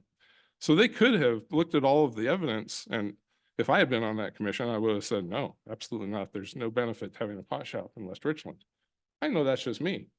I'm not sure that was them because they belabored the decision so long. I'm questioning council to ask you, do they know what the process is supposed to be? Do they know the power they have? Do they feel they have to rubber stamp something? Yes, because of some other pressure. Now, maybe they do and maybe they don't, but I'd like to investigate it. I mean, if this was truly their heartfelt belief, that we should have a pot shop or many pot shops, right? It's not just one. Everybody knows this. It could turn into 4, 6, 10, 12, depending on how the state decides in the future and how we zone our city. It was just a little bit perplexing. So that was what I was trying to express about the planning commission. And, it's unfortunate that that they perceived my statements, which I'm taking a lot of time right now, and I realize that, but I'm sorry, you get to hear it. I try to keep my remarks very brief. I'm always having to cut myself off because of the pressure this council and this forum places on members to be brief. And I really don't like that, but I have to live with it. I feel like I have a little bit special privilege in this particular case. All right, so I'll move on. So apology to the planning commission. Yeah, I apologize that we don't seem to have our act together. That's what my apology is. Did I come across harshly to them? Sorry if I did. I very much appreciate the planning commission have stated that. Okay. But I'm not changing my opinion that something is amiss. And if it's not, then, well, that's an eye opener. So then the complaint from the city is, basically talk about innuendo and defamation. This 40-year veteran of senior researcher at a large national institution locally here doesn't understand statistics. That's amazing. I don't understand means or margins and I certainly definitely don't understand atypical sampling, which was absolutely the case with that issue. That sample was skewed in every possible way. I mean, the fact that you require internet access, you had to be Councilmember Smart, selected. we need to avoid talking about the marijuana issue. It's not on the agenda tonight.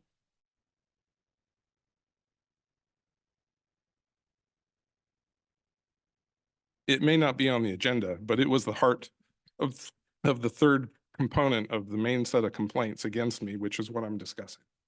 So that whole concept, that whole letter essentially through innuendo called me stupid at least 5 times. I might not be the bravest guy in the world, but you certainly hadn't ought to put that in writing, not from the city, not to a council member or anybody for that matter. That's scary to me because that's going to get us in trouble as a city. I mean, one of the members of the public warned against defamation lawsuits. And believe me, I don't want to go there. And I don't think any of us want to go there. But holy cow, talk about digging a pit. In my humble opinion, actually, more than just my opinion, it went a little bit beyond appropriate. I know. I got you. Want to make sure. Yeah. No, I'm not. But I would encourage us all to be careful. I like the concept of, if one of us says something inappropriate, if I'm saying something inappropriate now, speak up. Please, I think I I don't would. want to interrupt though. No, because no, we- after I'm done, we speak get in up. trouble- We get in trouble, with that, but I just wanted to remind you to stay focused into where we're at. I've almost got the 3rd complaint done. So I did I think I've said what I need to say about the planning commission. You can back and look at my words on tape if you want to hear them again. I think I've said what I need to say about the complaint from the city. They misquoted me, in innuendo that I would somehow have words with the commission. That's a big difference between saying I have words with the commission members versus having words with council. That was a total misinterpretation. And then to write that down with the innuendo that goes with that is not good. So I can forgive that, but I'm just saying that was sloppy. That was very sloppy. And by the way, I understand statistics. Just to let you all know. So, and if I state an opinion, in the short period of time I normally have to state it about something like this survey is skewed. You're going back to the pot. You shop. should Get off that topic and go to this one here. But when I say that, it had not to be, misconstrued as not understanding the topic. Now, if you want to have a discussion about it, I'd be happy to do it. But that complaint was just a side swipe of my character and my intellect and my true understanding of statistics, actually, to be honest. So I'll forgive that one too. I don't want an apology to that 3rd statement whatsoever. There's nothing to apologize for. Let's go to the first one, which is the council. I wrote it down, but you don't get a copy. You'll have to listen to the tape. I'm not going to put this in writing and give it to the council. Sorry.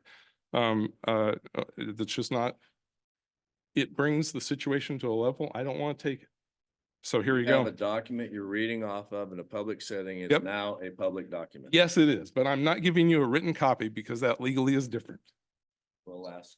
Yeah, well, it doesn't matter if you think it is or not, but I'm not giving you a copy. So sorry. You'll have to go back to the tape and transcribe it. So here we go. Man, I need a button is getting harder to push every minute. Change fingers. Yeah, I just did. So the intended meaning of my comments made on 07 November 2023 council meeting have not changed. Now think about that. The meaning has not changed. There was no threat. There was nothing of that nature. However, as several have called attention to my choice of words, the demeanor with which they were spoken, and the perception of a wide range of perceived intent imagined by council and members of the public, I would like to retract the statement which was cited in the council complaint. A more correct way to express my sentiments would have been to state the following.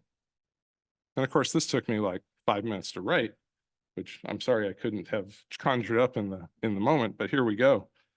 The first point of our city mission statement is, and please don't tell me this is talking about the pot shop, because this is at the heart of the statement that's at the core of the complaint. If you bring up cannabis, if you bring up all of the above, then that falls into that category as not council.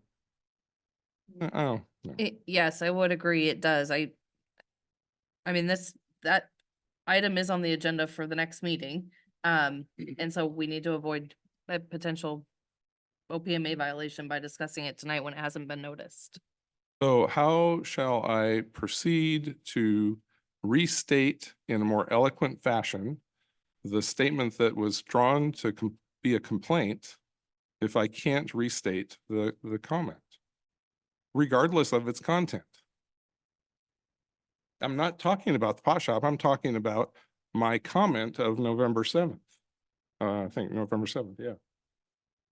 I'm just telling you, there is risk to the city if you're discussing an item that is not on the agenda.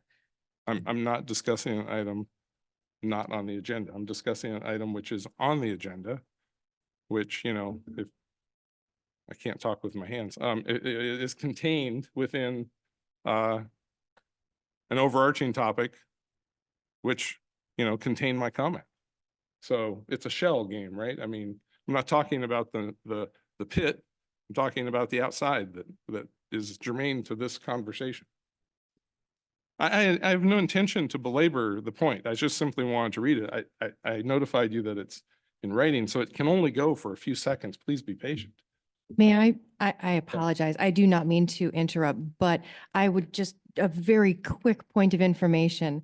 I'm wondering if we're mixing up the special meeting rules for OPMA versus regular rules, where in the special meeting rules in the agenda, it has to be stated what we're discussing, otherwise we can't. But for the regular business meetings, I thought we were allowed to discuss things that weren't specifically on the agenda. Am I incorrect in that? We can't take any action on any item that has not been properly noticed. So the special meeting rules essentially are the same, other than they're shorter, right? Because you may note up a special meeting with a 24 hours notice, whereas we give more notice generally for regular meetings.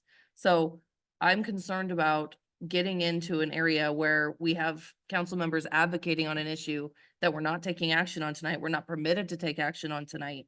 And that could subject us to some claim of an OPMA violation. So it's my job to make sure council is aware of that and we can move forward accordingly.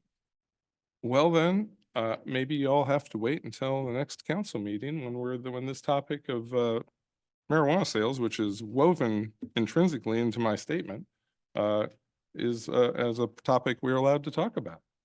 In which case, I guess you all get to proceed with your vote. Let's see, I'm not even sure I can read the last paragraph, but I can summarize to say that it's, you know, I've never threatened or even imagined threatening a council member, commission member, or any city staff. To suggest such character, in my opinion, is defamatory. My words on November 7th could have been better chosen. I apologize for my lack of skill at that moment, but it is my intention to be more effective in the future while working within the construct of council. But there's a really nice statement in between there, which I'll refrain from talking about. Just a comment to a couple of the things that you made comments on, Councilmember Smart. The reason that it has taken so long, it took so long for the planning commission to bring a recommendation to council is because the planning commission was doing their job to excess in regards to asking more questions and wanting more answers to be brought back at a following meeting, which took 3 meetings for them to get through. So just clarification there. Good point. I recall that. They had questions of the police Okay, and so I just forth. wanted to make sure that everybody understood that. The planning commission was going above and beyond their job instead of just taking action on something they weren't familiar with or had questions on. They did ask questions. And in regards to statements that you read that you felt called you stupid, that again, as the words that you have said, the perception was taken maybe in a different manner than what you meant. And also I might consider that what you read and you considered it as something calling you stupid was a perception of yours. So with that, I will go to Councilmember Fetto. Thank you, Mr. Mayor. John, that's all. So I didn't say in my comments I felt threatened. What I said was I felt the ability of this group to vote freely was whatever the words was. I can't remember what I said. Something like that. Whatever those words were. All I was looking for, and had this happened 2 weeks ago, the issue would have been done, was just the acknowledgement that the words were poor choice. I didn't feel personally that you were going to come to my house or ask people, right? That was not my intent. What my intent was, is the word choice threatened the ability of the council to vote freely. It wasn't a threat of violence. It was a threat of the ability of us to vote freely. Given your apology, which I accept, and make it clear, I did not say that you don't know statistics, or we have had a great relationship for the entire time that I've been on this council. I would like to, if possible, Stephanie, Jessica, remove my second from the motion that's on the table, if that's possible. Or could I withdraw my motion? Or Withdraw my can motion. Councilmember Bloom withdraw his motion? I withdraw my motion. And then I see Councilmember Hayes has her card up. Oh, okay, you draw the motion. We need to I'm out. vote on that. If I withdraw my motion, can we continue discussion? That's my concern. Help, help, help. I would recommend continuing discussion and waiting. until- I'll delay withdrawing my motion. How's that? There's another card up, so put it on a hold. Councilmember Hayes, want everybody to have opportunity to speak. Councilmember Hayes. Thank you, Mayor.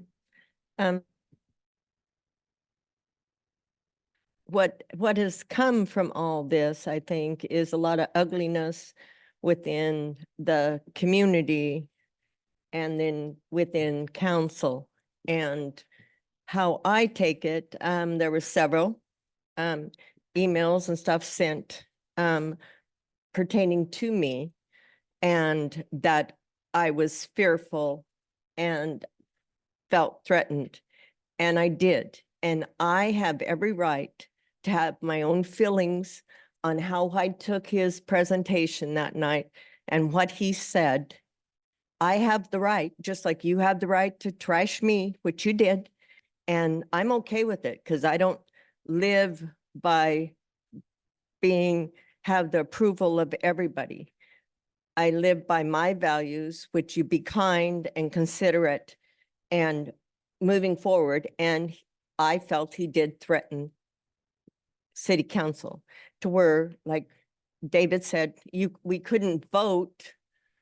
Like, okay, either you vote my way or the highway, and that's the only way.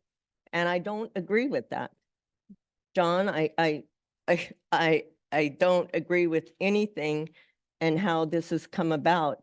And I just want everybody to know I have the right to have feelings. You have the right to voice your feelings and what you want to say about me. It's not going to break me, no matter what you say about me.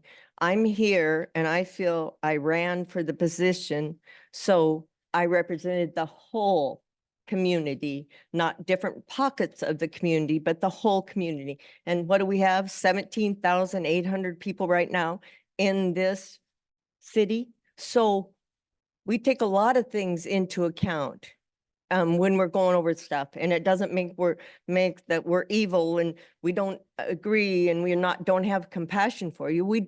I think all of us do have compassion. We have to figure out what's the best solution for the whole city as a whole. And you're welcome to say and do what you want. I'm welcome to have my own feelings, and I felt threatened. And I just want that to be said. And I think he threatened all of us as a whole. And so you move forward how you want to move forward. I will continue to be me. I'm still on city council for 2 more years, whether you like it or not. And I'm going to still fight for the city as a whole. And I'm not out for a popularity contest. Never did good at those. And so you be you and I'll be me. And I want to be part of this council. I want to make sure the city does the best things. I stand behind all the city staff. They've done amazing things, no matter how much times they've been beaten down. And this is a great council, and I'm happy to be on it and be part of it and to support and represent the city. Thank you, Mayor. Welcome. Thank you, Councilmember Hayes. Any other questions, comments from council? Just one reminder that in past, not only in the city of West Richland, but sister cities, there's been ruffled feathers amongst council members. And I think you've all seen them. And yes, this is an embarrassing situation for the city council to air dirty laundry into the public's eye. I agree with that. We have dealt with situations similar to that with this city as well as other cities. That's why you give the opportunity of the individual that has complaints brought forth to them, the opportunity to either deal with it in a private setting amongst themselves, to make sure that they can work things out amongst themselves and not bring that dirty laundry to the community. Because it doesn't do anybody any good. I agree. But the option was taken by Mr. Councilman Smart to bring it to the public. That's his choice. Would it have been a choice that I would have made? Everybody has opinions. Everybody has beliefs. But that choice has put a little bit of a black eye on all of us. And I'm sorry for that. But that is the way that things are done. You have options and opinions and opportunities to express them. So just letting you know, this could have been all avoided. That's my personal opinion.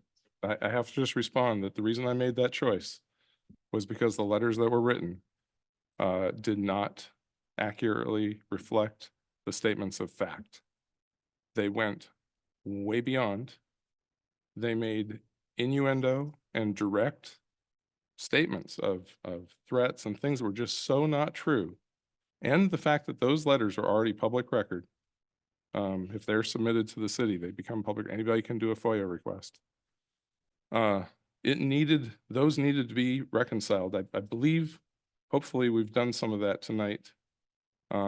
My main concern really was that not only was there misunderstanding, maybe lack of eloquence on my part, but that it got amplified instead of toned down. The letters, those statements, like we've heard from many of in the audience, and all of these statements could have been made, in person. We didn't even have to have an executive session.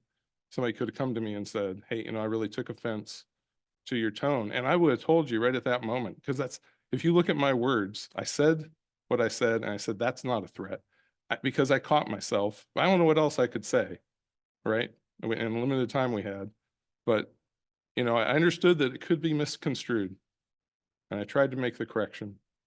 What happened instead of an interaction amongst council members was an elevation, and then it got even elevated further. So this is lessons learned for all of us, myself included.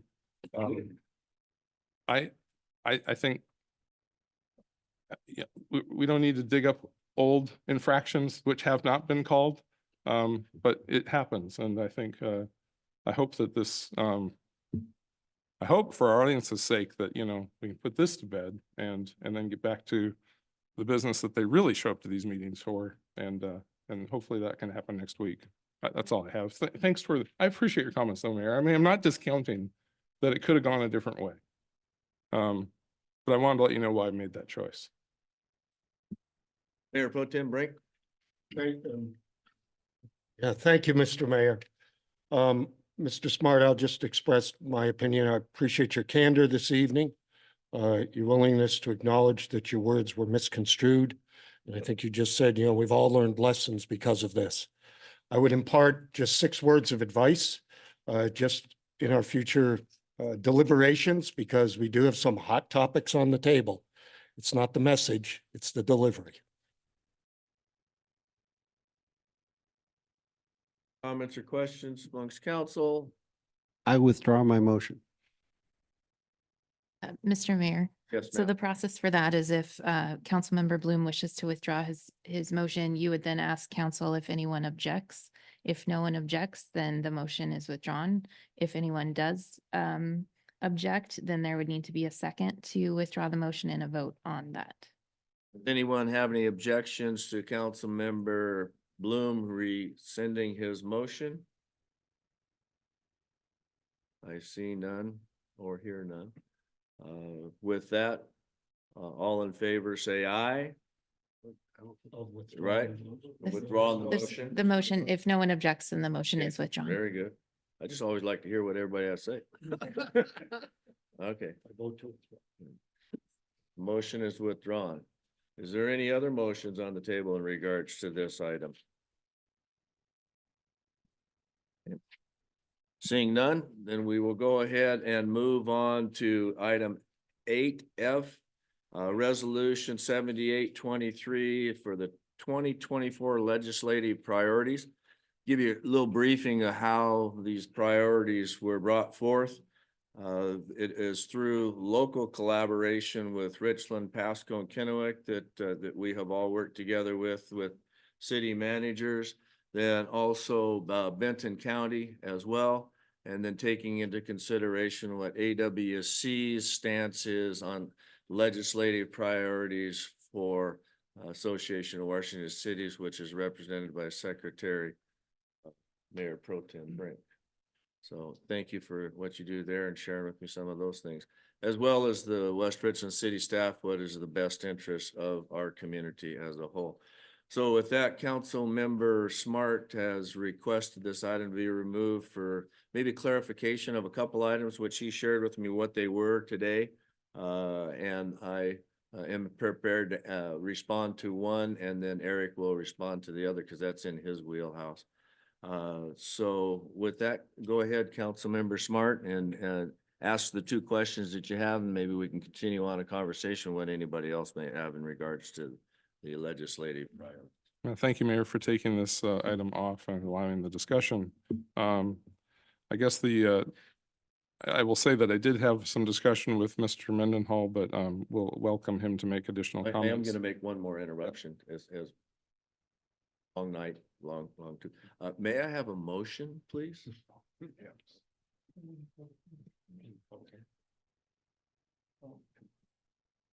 You got to have a motion and a second. I move to approve resolution 78-23, a resolution of the city of West Richland, Washington, adopting the city of West Richland 2024 legislative agenda.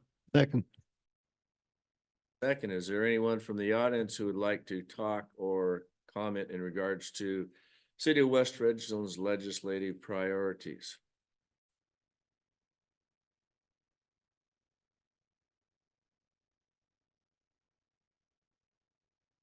How does one find out what your list of priorities is before you talk about it? Packet. that's on Packet has website the as well. list of each And then one. also, as we're not supposed to go back and forth, Yeah. let me go ahead and do this. Let's have this Sure. conversation and then we can talk in regards. So I should have found it in the board packet stuff is Yes, what? that's correct. Okay, thanks. And it's all good stuff. It's all good stuff. Okay, I had a motion, second, no other public comment. Councilmember Smart.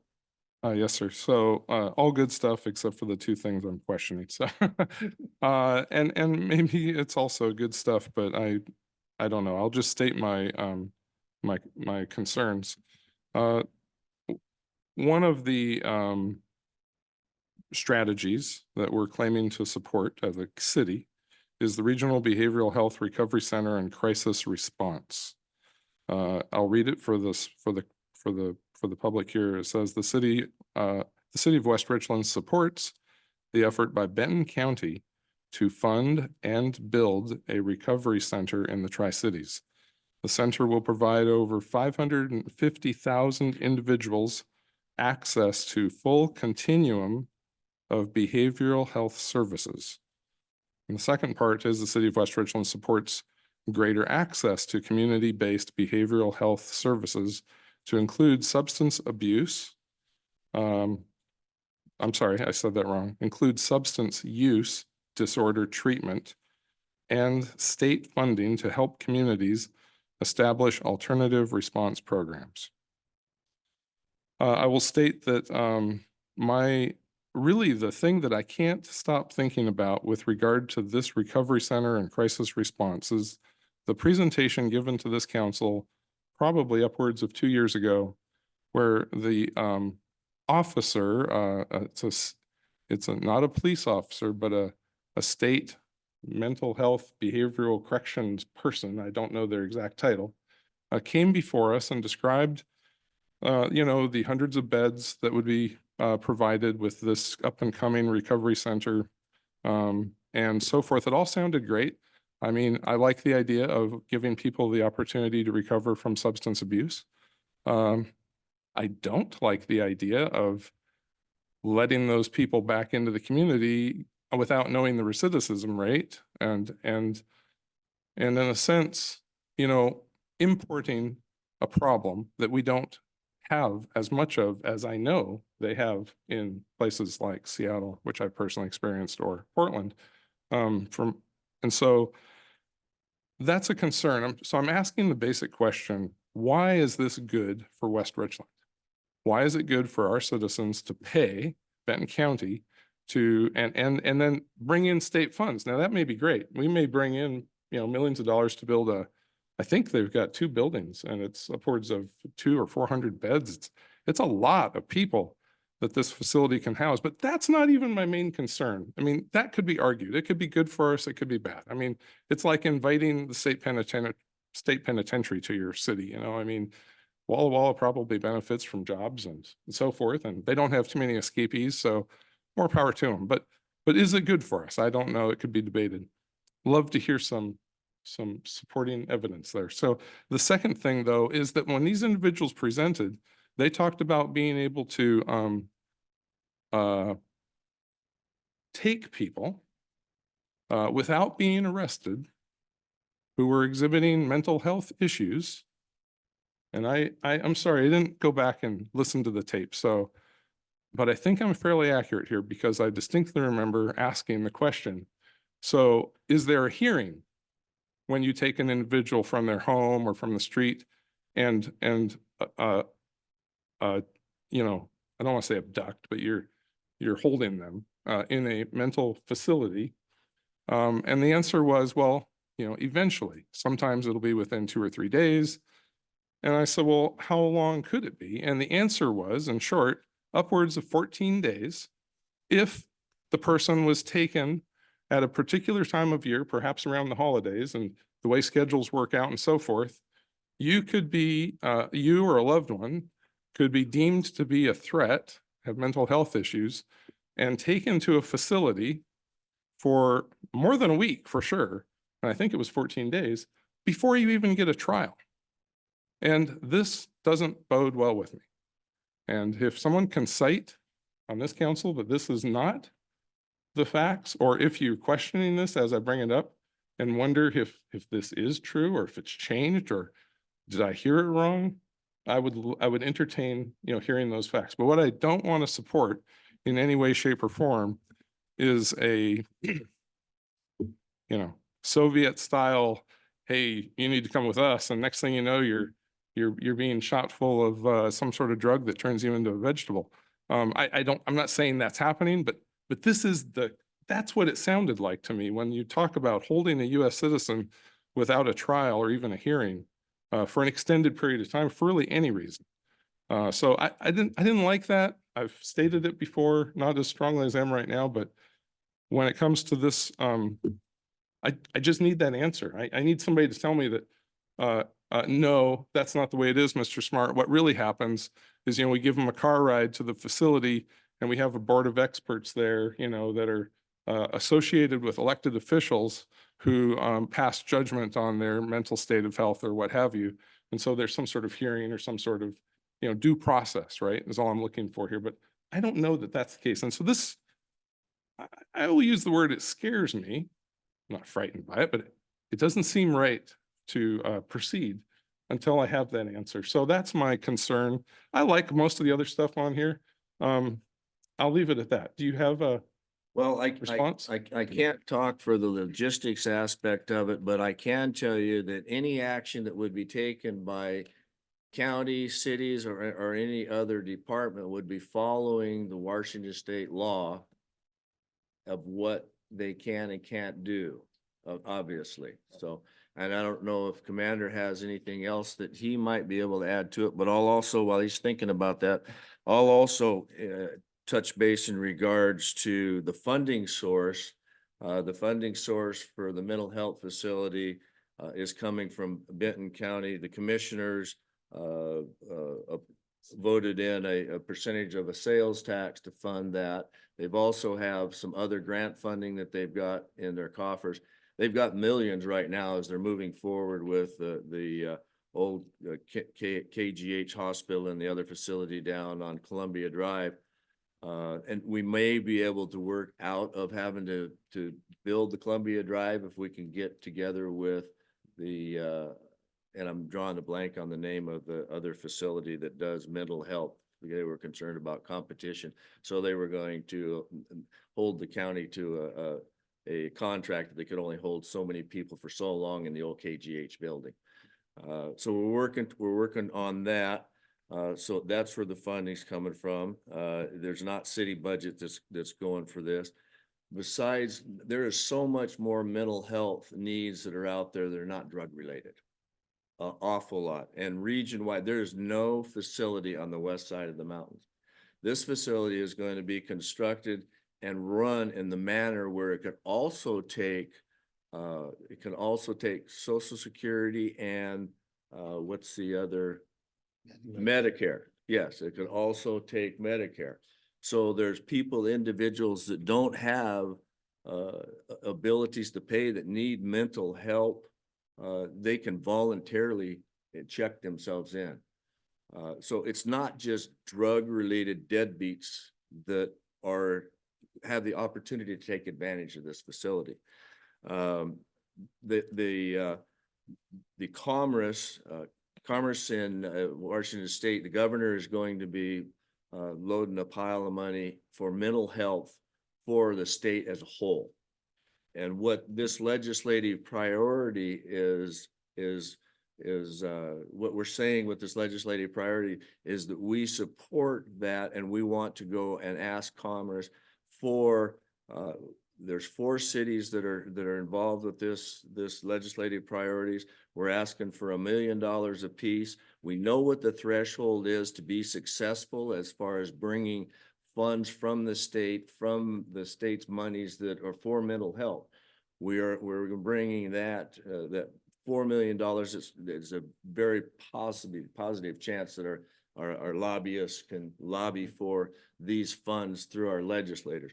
So that's the reason we're gonna put a $4 million cap on it to assist in the progress with Benton County and what they're trying to do. But as far as the logistic aspect of it, I can guarantee anything that is going to be done by the county and the project is going to be done within the law. And I don't know if the commander has anything else he could add in regards to that. Yeah, I think you're referring to the Involuntary Treatment Act, which what we have now where we can take somebody into protective custody if they're in danger to themselves or others. Right now, really all we have is the hospitals. So we would take somebody to the hospital and basically drop them off so we can get back to the city. Depends on staffing, on how long we can stay there. And I think what Benton County is trying to do is provide this additional resource for us where they will have the mental health professionals there at that location to where they can be evaluated then. And then if they determine that they need to hold them longer or set a trial date, I guess, for lack of better words, a hearing to see if they need to be held longer to either get their meds straight or put them on some sort of medication or stuff like that, then I think that's what the Benton County is trying to get to. Can I just very quickly say that I forgot to mention another concern, which was I did ask, so how long can a person be held in this mental hospital, for lack of better terms, recovery center, you can give it a fancy name if you want. And the answer was that some children, teenagers and young teenagers even, could be held for years. And I thought, wow, can you imagine supporting an institution that And maybe they need it. Maybe there's a super wild kid out there or something, or somebody who's seriously mentally ill, but that was the answer I recall receiving. So that was another concern. And the concern I have about the taking of a person into custody this way is it didn't require a police officer or a sheriff. It was an unelected, disattached, mental health professional, which I'm sure is following state law. That's So for, I'll leave it at that's that. where the crisis response center comes in. But I really like having one of our officers involved who has a chief and who has a mayor and who has accountability to the public in a more direct way when it comes to taking people and putting them into, holding. Thank you. Jessica, do you have any more intel in regards to that? I wasn't present for that initial presentation. My general experience is they have to be evaluated and by the mental health professionals and meet a certain standard to be held. There are different timelines for a hearing in front of a judge. Sometimes it's a 72 hours. If that preliminary hearing is met, it can be a 14-day time period and longer depending on, what the judge decides. But I'm not extremely familiar with what Councilmember Smart's referring to because I wasn't present, but I can certainly look into that and get you some more information. So their rights are taken into consideration given the situation. Assuming that all of these people are following the law, we don't, we don't allow, for good reason, the reasons you mentioned, we don't allow people to just brought away in facilities in this country. So, but they may not have been very clear in the presentation, so we can certainly look into that a little more. Okay, thank you. I'll start. I didn't see who went up first, but I'll just start with Councilmember Moran. Thank you. From the sounds of it, it sounds like the biggest concern was basically what's in it for us, what's in it for West Richland in particular for these two. So I'm wondering, and I understand, Commander Kelly, that you very likely won't have the exact numbers because you didn't know these questions were coming. So I'm curious if you would, are you aware of at least a rough estimate of calls you might get maybe monthly or even yearly involving substance abuse that could likely be associated with substance abuse disorder or a possible behavioral health concern, or even just calls about behavioral health concerns in general? Just very rough numbers, I'm sure. In the hundreds. Is that monthly, yearly? Yearly, yeah. Okay. To me, that does sound like that's enough of a what's in it for us because the other areas of treatment are far enough away that would be of concern. So for me, as long as it's going to be helping at the very least those in West Richland or even the families of West Richland people, I think that that's a benefit to the city. I do appreciate the concern. What happens to them now? They're living on the street or in the gutter or have no help and their health continues to deteriorate, or they turn to, I mean, a lot of, it's just bad things that I wouldn't want to have happen to my worst enemy. So Councilmember Bloom.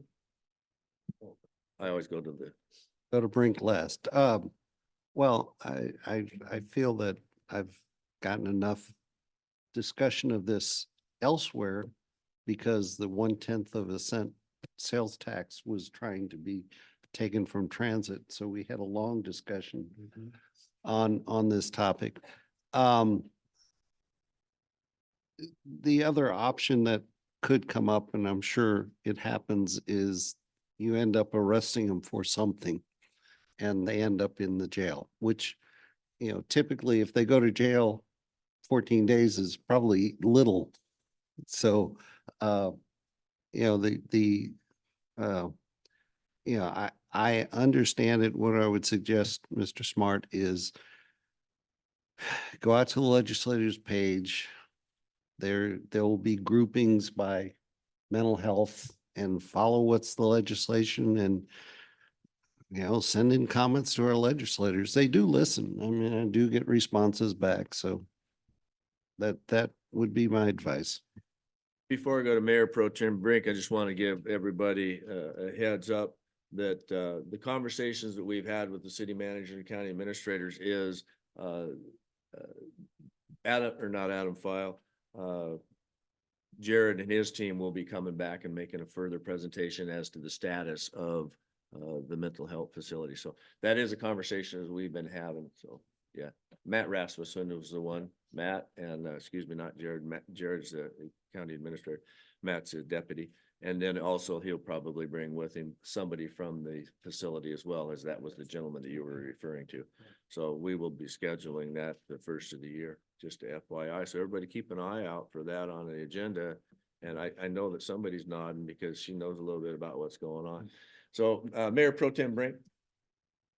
Thank you, Mr. Mayor. I'll be brief. Many of the points that I wish to make have already been made, but this legislative priority that the city's putting forth is matched very closely with that which the Association of Washington Cities is putting forth, because we, the county, do need money to help address mental health issues and concerns.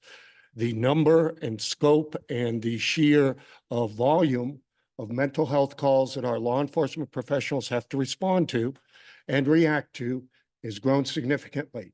And by having additional resources, one of the benefits is freeing up, in many cases, protracted law enforcement involvement with a clear mental health issue. But in addition to that, I know one that concerned Mr. Smart expressed was oversight. This is, as was mentioned, being overseen by our county level. We do have 3 elected officials that serve as county commissioners, Mr. Alvarez, Mr. Delvin, and Mr. McKay. So they and their staff are overseeing this. So it's not something that's being operated without elected official oversight.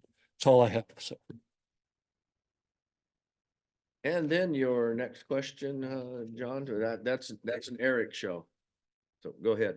So I present that for the audience's benefit. I'll just read it real quick. The city of West Richland supports a proactive approach to create new tools, incentives, revenues for cities to use to support increasing housing supply and address affordability. Cities need resources to encourage development of housing at all income levels, and particularly state funding to support housing for the lowest income levels. My comment and concern is that I seriously doubt the state is going to help our citizens in West Richland who are buying a $350,000 mini mansion or even a reasonable house these days. What they really are saying is that we're supporting the state funding the quote unquote lowest income levels, which today is unemployed, possibly recent immigrant to our country. Who knows? It doesn't matter. They could be anybody, but their lowest income level is unemployed. And even lowest income level is unemployed and probably not able to get a good job. So I just asked the question, and I mentioned to Eric earlier, I've been to Chicago, I've been to Washington, DC. I've seen what happens in public housing areas. Of course, those are very extreme examples. It's a jungle. I mean, it's really bad. Police in many cases don't even go into neighborhoods with, state supported housing, where it's a complete 100% support. So if you're going to support housing for the lowest income levels, what that really means is free public housing. And I just have to ask the question, how is that good for West Richland? How many, I mentioned that I have 3 daughters. I know friends who have young adults. Housing is extremely expensive. There's probably, unless you're, a doctor or a lawyer or really a fantastic entrepreneur, you're gonna have a hard time affording a new house in this economy. And I get that. But having the government take my money and give it to somebody else who is at the lowest income level is not my idea of a good solution. Habitat for Humanity may be a good solution. Church involvement may be a good solution. Local donors, major corporations, benevolent gifts, you name it, lots of good solutions. Hard to organize, granted, but funding, government funded housing for the unemployed and those who probably aren't employable, that would be the lowest level, as it's stated, I fail to see how that would be good for West Richland specifically. So that's my comment. And I'll let Eric, please chime in, Eric. I know he has a different opinion. We agreed to disagree on this, so. Yes, we do. That's part of being professional. To me, this statement identifies that the fact that the housing is not affordable for everyone. There's multiple factors. Sorry, I'm getting old. There are multiple factors associated with affordability. Some of these factors include the fact that there is a national shortage of more than 7 million affordable homes for our nation's 10.8 million plus extremely low level or low income families. Another fact is that there is no state or county where a renter working full-time at minimum wage can afford a 2-bedroom apartment. Another factor is the impact felt by the Great Recession from the first decade of this century. Housing supply plummeted, started during the Great Recession, while housing demands have continued to grow as our population grows. Then the state is pushing local communities to make housing easier to build and reduce costs associated with development. However, we follow the Growth Management Act, which mandates growth pay for growth. We cannot simply remove impact fees and have lesser roadways and infrastructure. The ask to the state for new tools, incentives, and revenues is for the state to do more to help. From my position, I see that the state is passing the buck to the cities here, and at the same time adding cost to construction with the energy code that adds at least $20,000 to build a small entry-level home. These energy codes also apply to multifamily and affordable housing options that could couple and coupled with the increased interest rates and inflation are making housing simply unattainable for many. As you can see, there are multiple factors that are impacting housing costs. We are seeking help from the state to address this housing crisis that we are facing. Local communities are not going to be able to carry that cost burden on their backs. Focusing city efforts to promote only homes for the upper class or middle class is careless and is referred to as gentrification, and closing our eyes to the fact that people are out there that need this housing simply won't make it go away. We need to create space for all income levels, or my kids and your kids will never be able to afford and leave home. To better understand the housing crisis we face, I would recommend you do a simple Google search for housing crisis in America. Thank you, Eric. Appreciate that. I'll follow up with Councilmember Bloom.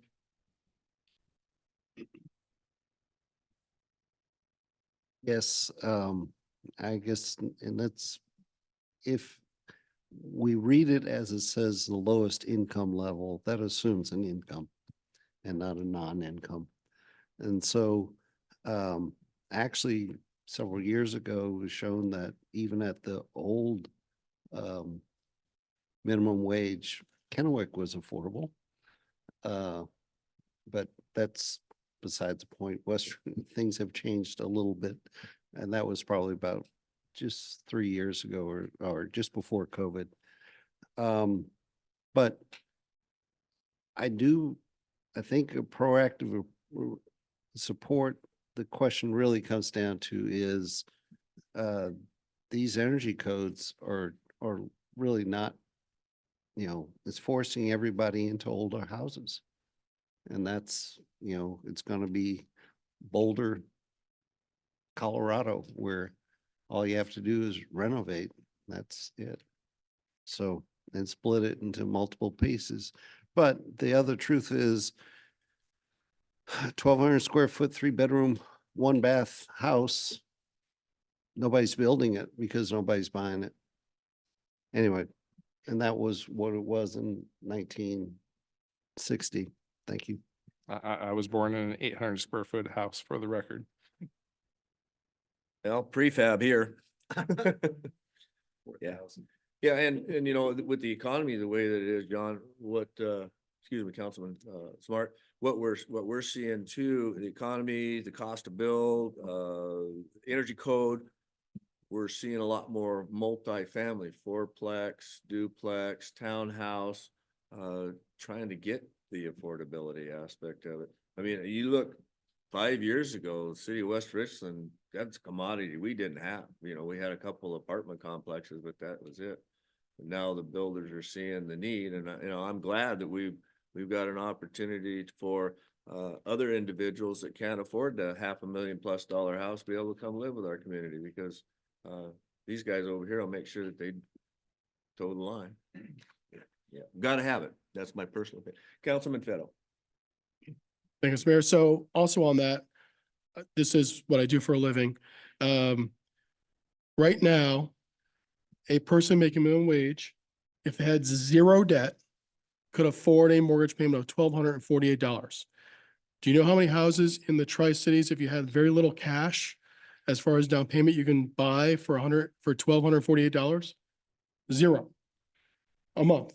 You know how many houses in the Tri-Cities you could rent for $1,248? Zero.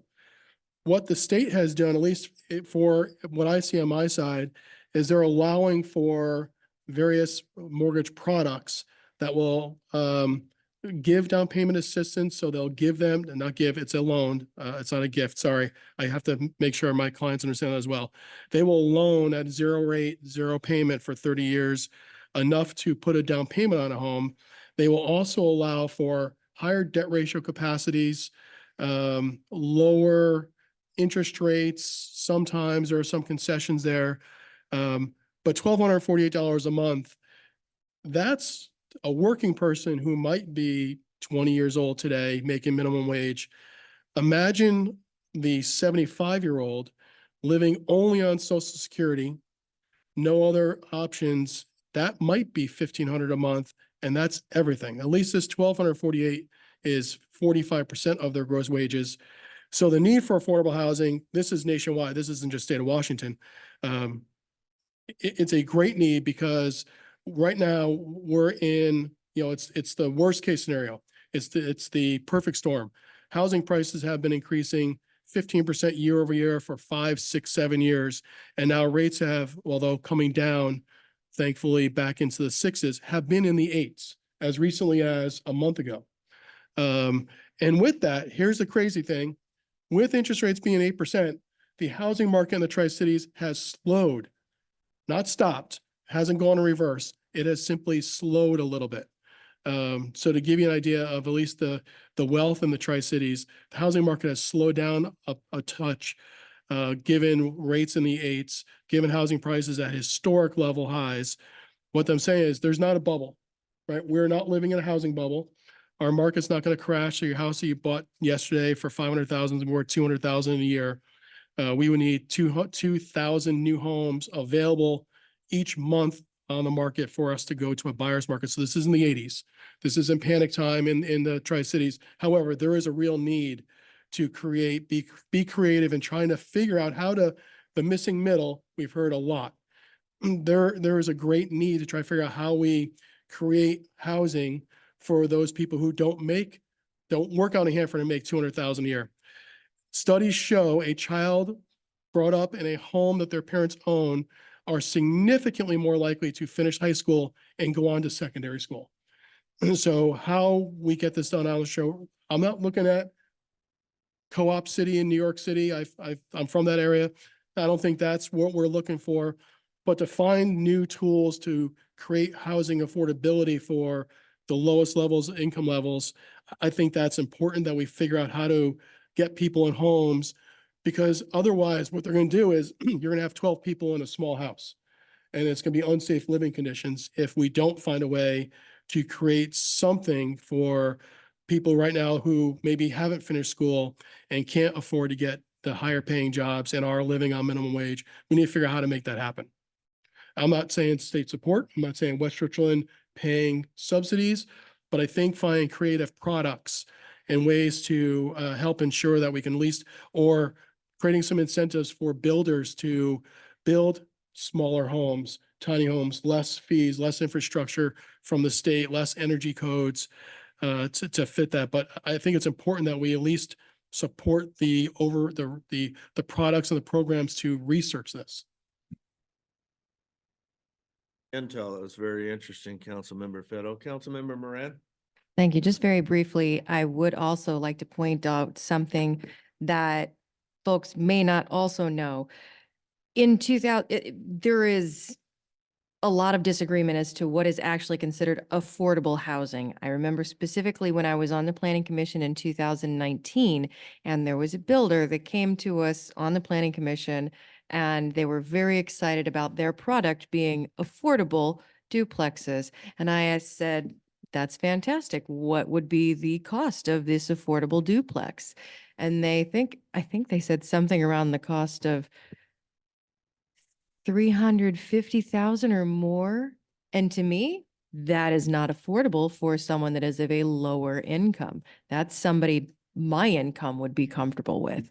And that was 2019. So affordable housing means something very wildly different from one person to the next. And I think builders might view it as a slightly higher number than what it actually is. But just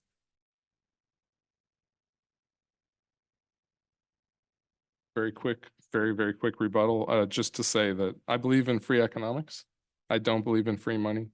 I think that if there's such a demand for, 800 square foot homes like I was living in for the first, roughly 8 years of my life, that the builders will find a way to get those built, as they are right now. We have several developments with very tiny, apartments / townhouses. And I just like to see the market direct itself. I think that if Mr. Feto's comments on the tools that are being considered for like loans and so forth, since the state regulates those things anyway, I'd be happy to say it, but that unfortunately, I don't have the resolution in this statement or anywhere else in this strategy document that would go that far. I would hope that's what it means. So I understand if you support it. I guess I'm a little more of a pessimist, so I'll just leave it at that. So thank you very much for the conversation. It has been enlightening, and I think our audience has probably enjoyed it as well. So thank you. Very good. Okay, see no more cards up. Let's go ahead. All in favor, say aye. Aye. Opposed, like sign. Aye. Motion carries. Thank you, council.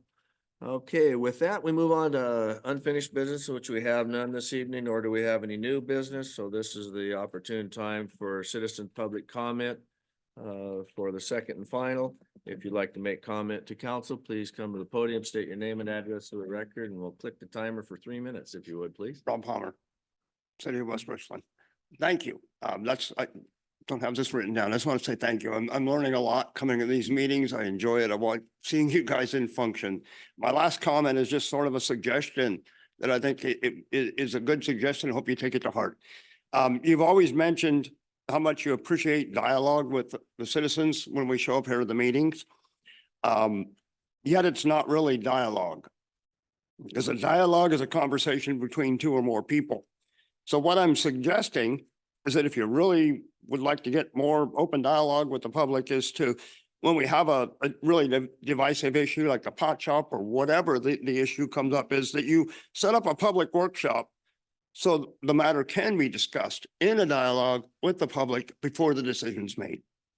Just an idea for you to consider. And thank you again. Have a wonderful night. Credit you that time.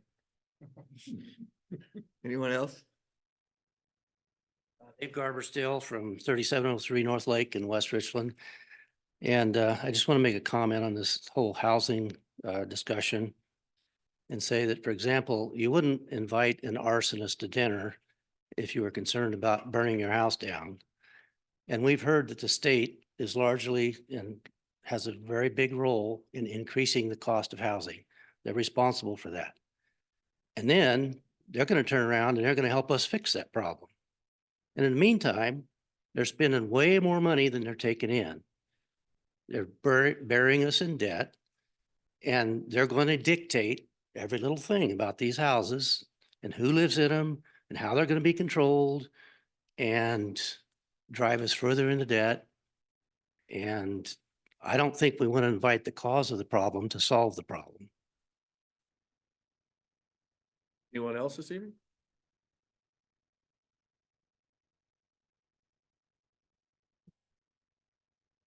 Pat Dobson, 610 South 54th. West Richland. I would like to address the poll that was taken. Have discussed it with several people. I've only heard one person that got that poll. A lot of people my age don't have Facebook. A lot of them don't even use computers. I don't have email personally because I was compromised. So I propose that, as others have said, you send it out with your water bill. But also, if you want to know what the people really feel, and the population has grown significantly since I've moved here, I think you should put it to a vote. I know that you can't, you'll get a better opinion if you'll put it to a vote, because you won't be hit and miss.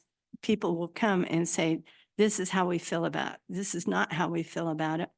And it can't cost much more than doing several surveys and sending out this and that. You'll get the opinion. I think you should redo your poll by voting. Anyone else this evening?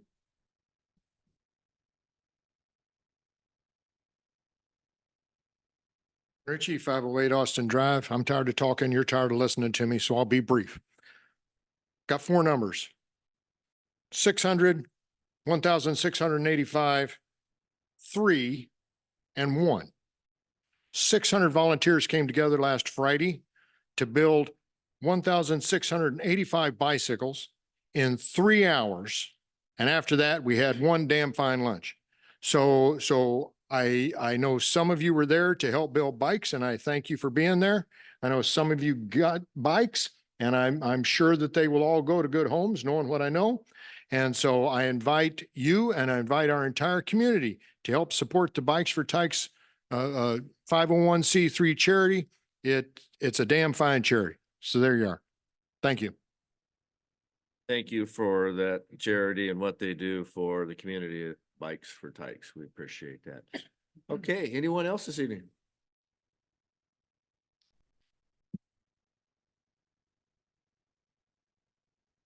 Chad Utek, 5103 Dove Lane.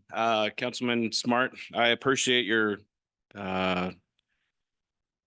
apology this afternoon to the Planning Commission. I was not myself personally threatened, or I did not write written comments about it.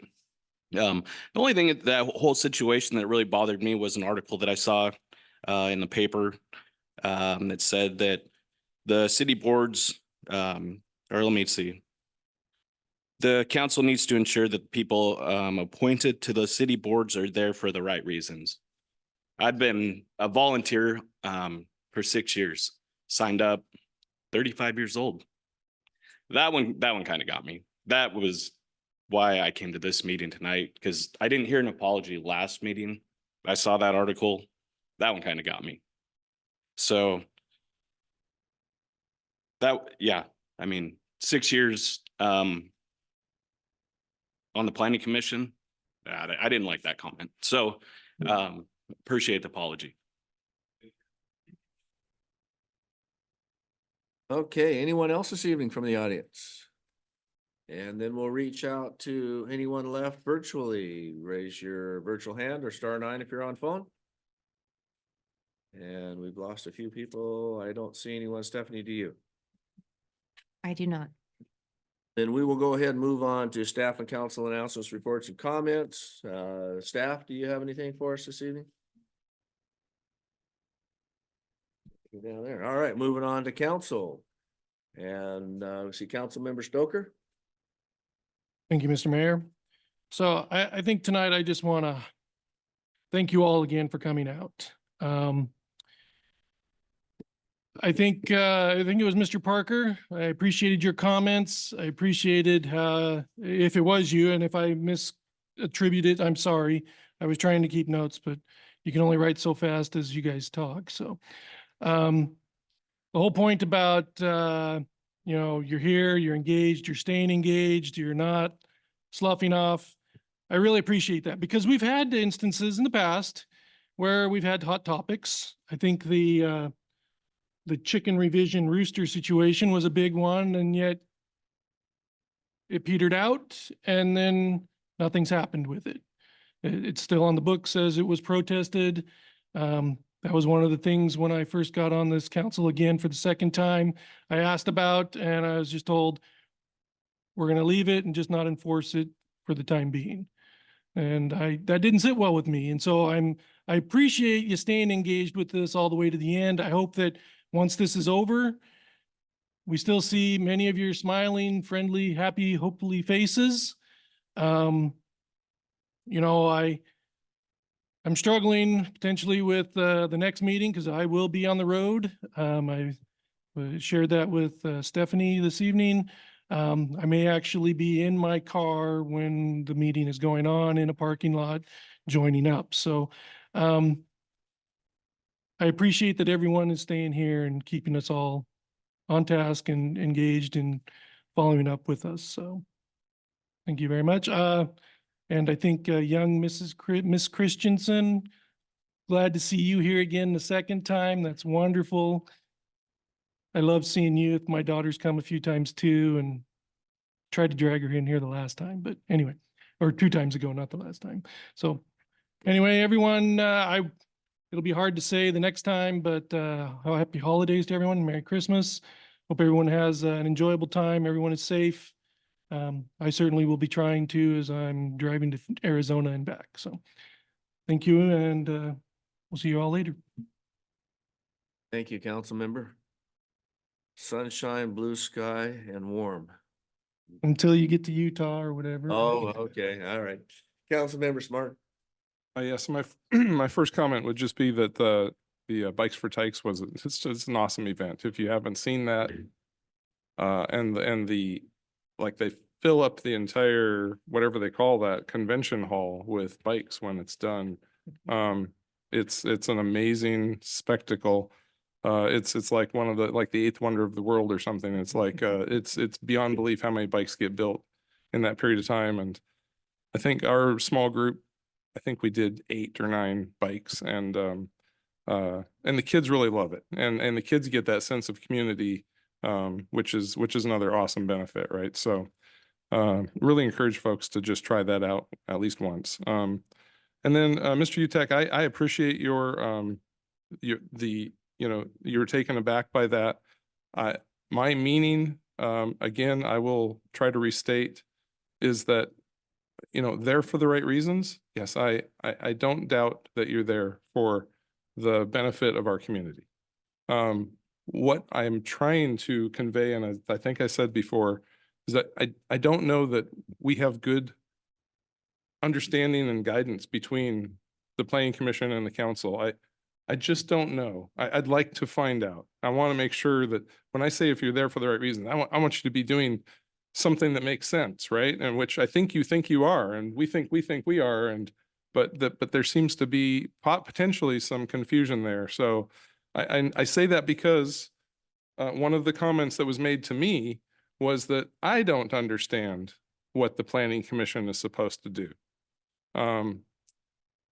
Maybe I don't, or maybe I do.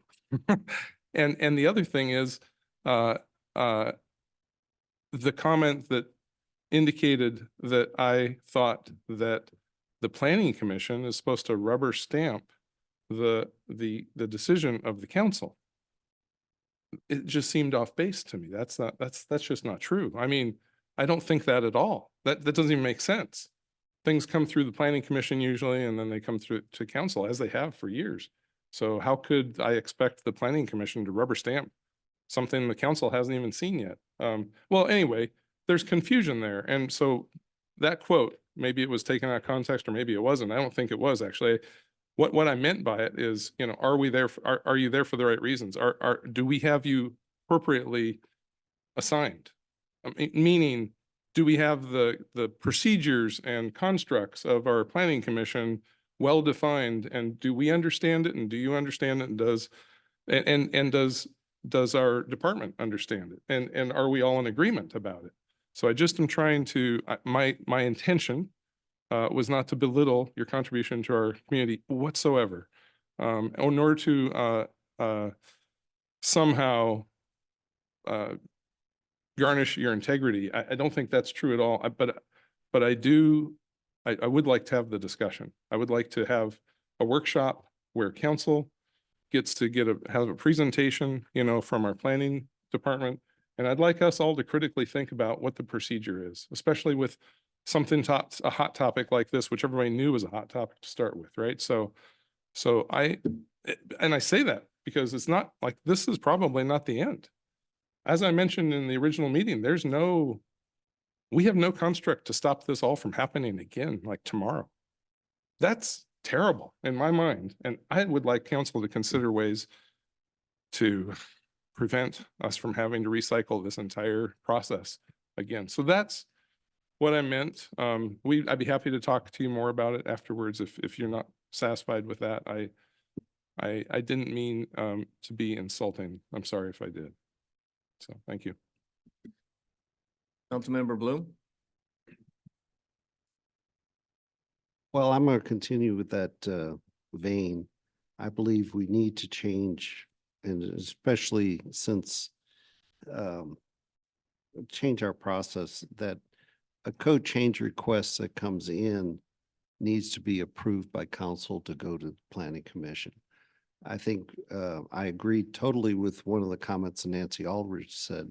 It's the council's decision whether they want to have marijuana. Planning commission is where we would put it. And you guys were set up to figure out, well, what's right to put it, what area, what zone, but not whether, but also I think it's well within the right of the planning commission to punt it back to us. And I think this should have been something that we voted on before you wasted all your time. Plus, way more than $500 was spent on this effort. And so either we change our master fee schedule, or we protect ourselves from these, just fly by night. Everybody wants to jerk us around for $500. So, we really need to look at that process. And I'm not quite sure where in the code we define a code change request other than the form. That would be a question I would ask. Second one, carbon tax. Everybody has noticed the gas prices. We're second in the nation for highest gas prices. Do you ever wonder where that money's going? I found out last week. We're going to plant trees, guys. So when I brought up that subject of having riparian areas, there's all carbon tax money that they're trying to figure out where to go. And so the state has bundled up all that money and they're just trying to figure out where they spend it. So just let you know, yell at your legislators. The Hanford Advisory Board meeting today, it may be necessary for Mr. Smart and I to trade primary, secondary. They're playing games with, they're trying to control and destroy the Hanford Advisory Board. So we might have to make a modification.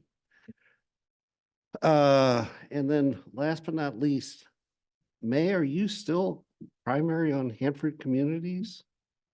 I'm the chair of the administrative board. Okay. I'm not a Hanford Communities board member. I get all the emails. No, but. Oh, May, I thought you said mayor. May. Yeah. Perfect. No, I'm not the Okay. No, Well, I'm not the So I'm primary. just making sure who's going to attend the meeting that's coming up. So, You thank you. okay? Mayor's direction, right? I thought you said mayor. I'm sorry. Councilmember Moran. Thank you very much. First, I would just like to echo what Councilmember Smart and others have said. Thank you all so much for being here. Please, please, please come back. Please, the more you come here, the more you will learn about the process and how ugly sometimes it is, because it's very confusing sometimes to even us up here. And please pay attention to any boards and commissions that have openings. We are, as always, looking for folks to help out if you'd like to volunteer your time. There is a Benton Franklin Council of Governments meeting on the 15th this month. That's not this Friday, but next Friday. It is a hybrid meeting, and there is going to be at least nominations for those that are going to be on the executive board for that board. So it is open to the public if you would like to attend that. Other than that, I hope that everyone has a very happy and safe holiday season and that we can move into the new year with bright eyes and bushy tails. Thank you. Mayor Pro Tem Brink. Thank you again, Mr. Mayor. Mr. Garber, you made a comment, I think, with regard to housing and some of the concerns and so forth. I'd just like to share with you that the Association of Washington Cities, which represents all 281 cities and towns in Washington State, strongly, very strongly supports local decision-making, particularly when it comes to housing. Unfortunately, our 49 legislative districts and the representatives there often make decisions that conflict with that, but the Association of Washington Cities is strongly behind local decision-making. So I wanted to share that with you in particular. And just for everyone in general, I'll share a couple of my thoughts that this city is a corporation. We've been incorporated since 1955. And our basic deliverables are, of course, to build and maintain roads, ensure water and sewer removal, or sewer and waste removal, provide for police services and citizen safety, and of course, deliver potable water. The mayor's our CEO. The shareholders are 17,000 citizens, not just the ones that vote, but our 17,000 plus citizens are our shareholders in this corporation. And your council here before you is your board of directors. Therefore, we must all keep in mind that these weekly meetings are business meetings and must be conducted as such. Each member needs to display professionalism and civility in their dealings with each other and our city staff, especially when these meetings are held in a public forum. Council meetings are not platforms for political grandstanding or for public criticism of anyone. Doing so in a public forum potentially undermines the public's perception of our ability to work together, as we saw tonight, finding solutions for city issues, in addition to potentially affecting relationships. Such behavior can cause disconnection also from the citizens who elected you. So as elected leaders, you have all entrusted us with the responsibility to identify solutions for the problems that our city faces. And especially since we are closest to the people we serve, we most represent the people's wishes, and we are very much accountable to citizen needs. So I urge everyone here tonight to work together to fulfill these responsibilities with competence, efficiency, civility, and professionalism. Thank you. Thank you, Mayor Pro Tem Brink. Appreciate that.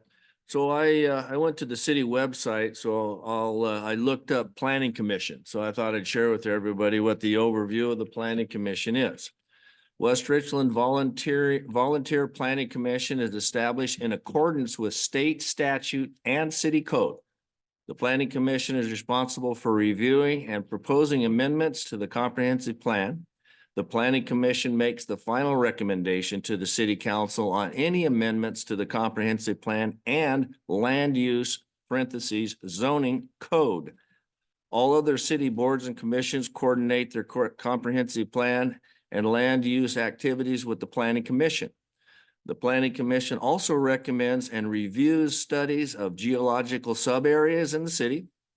The commission also reviews site-specific development proposals for things such as conditional use permits, new subdivisions, and rezones. Planning in West Richland is a community responsibility, and one of the Planning Commission's key functions is to obtain public input through public hearings and other methods prior to making recommendation. So if you want to know about anybody or any commission or board or the council, just go to the city websites. The explanation is there. So I just thought I'd share that with you this evening. So it's been a long night, and Commander Coates, myself, and Mayor Pro Tem Brink have an early flight tomorrow morning. We are going back to Washington DC to the FBI Academy to celebrate the graduation of Chief Majetic, or excuse me, Chief. Yeah, it's been a long night, yeah. Chief Grego and his accomplishments of successfully fulfilling the FBI Academy. So it's something to be very proud of to have an individual accomplish that. So you got the show as acting chief for a little while longer. And yeah, so no, it'll be a quick trip. Well, there and back in 1 day or 2 days, excuse me. It'll feel like 1 day when I get home, midnight Thursday night. So with that, we will go ahead and adjourn this city council meeting at 8:54. Thank you, everyone.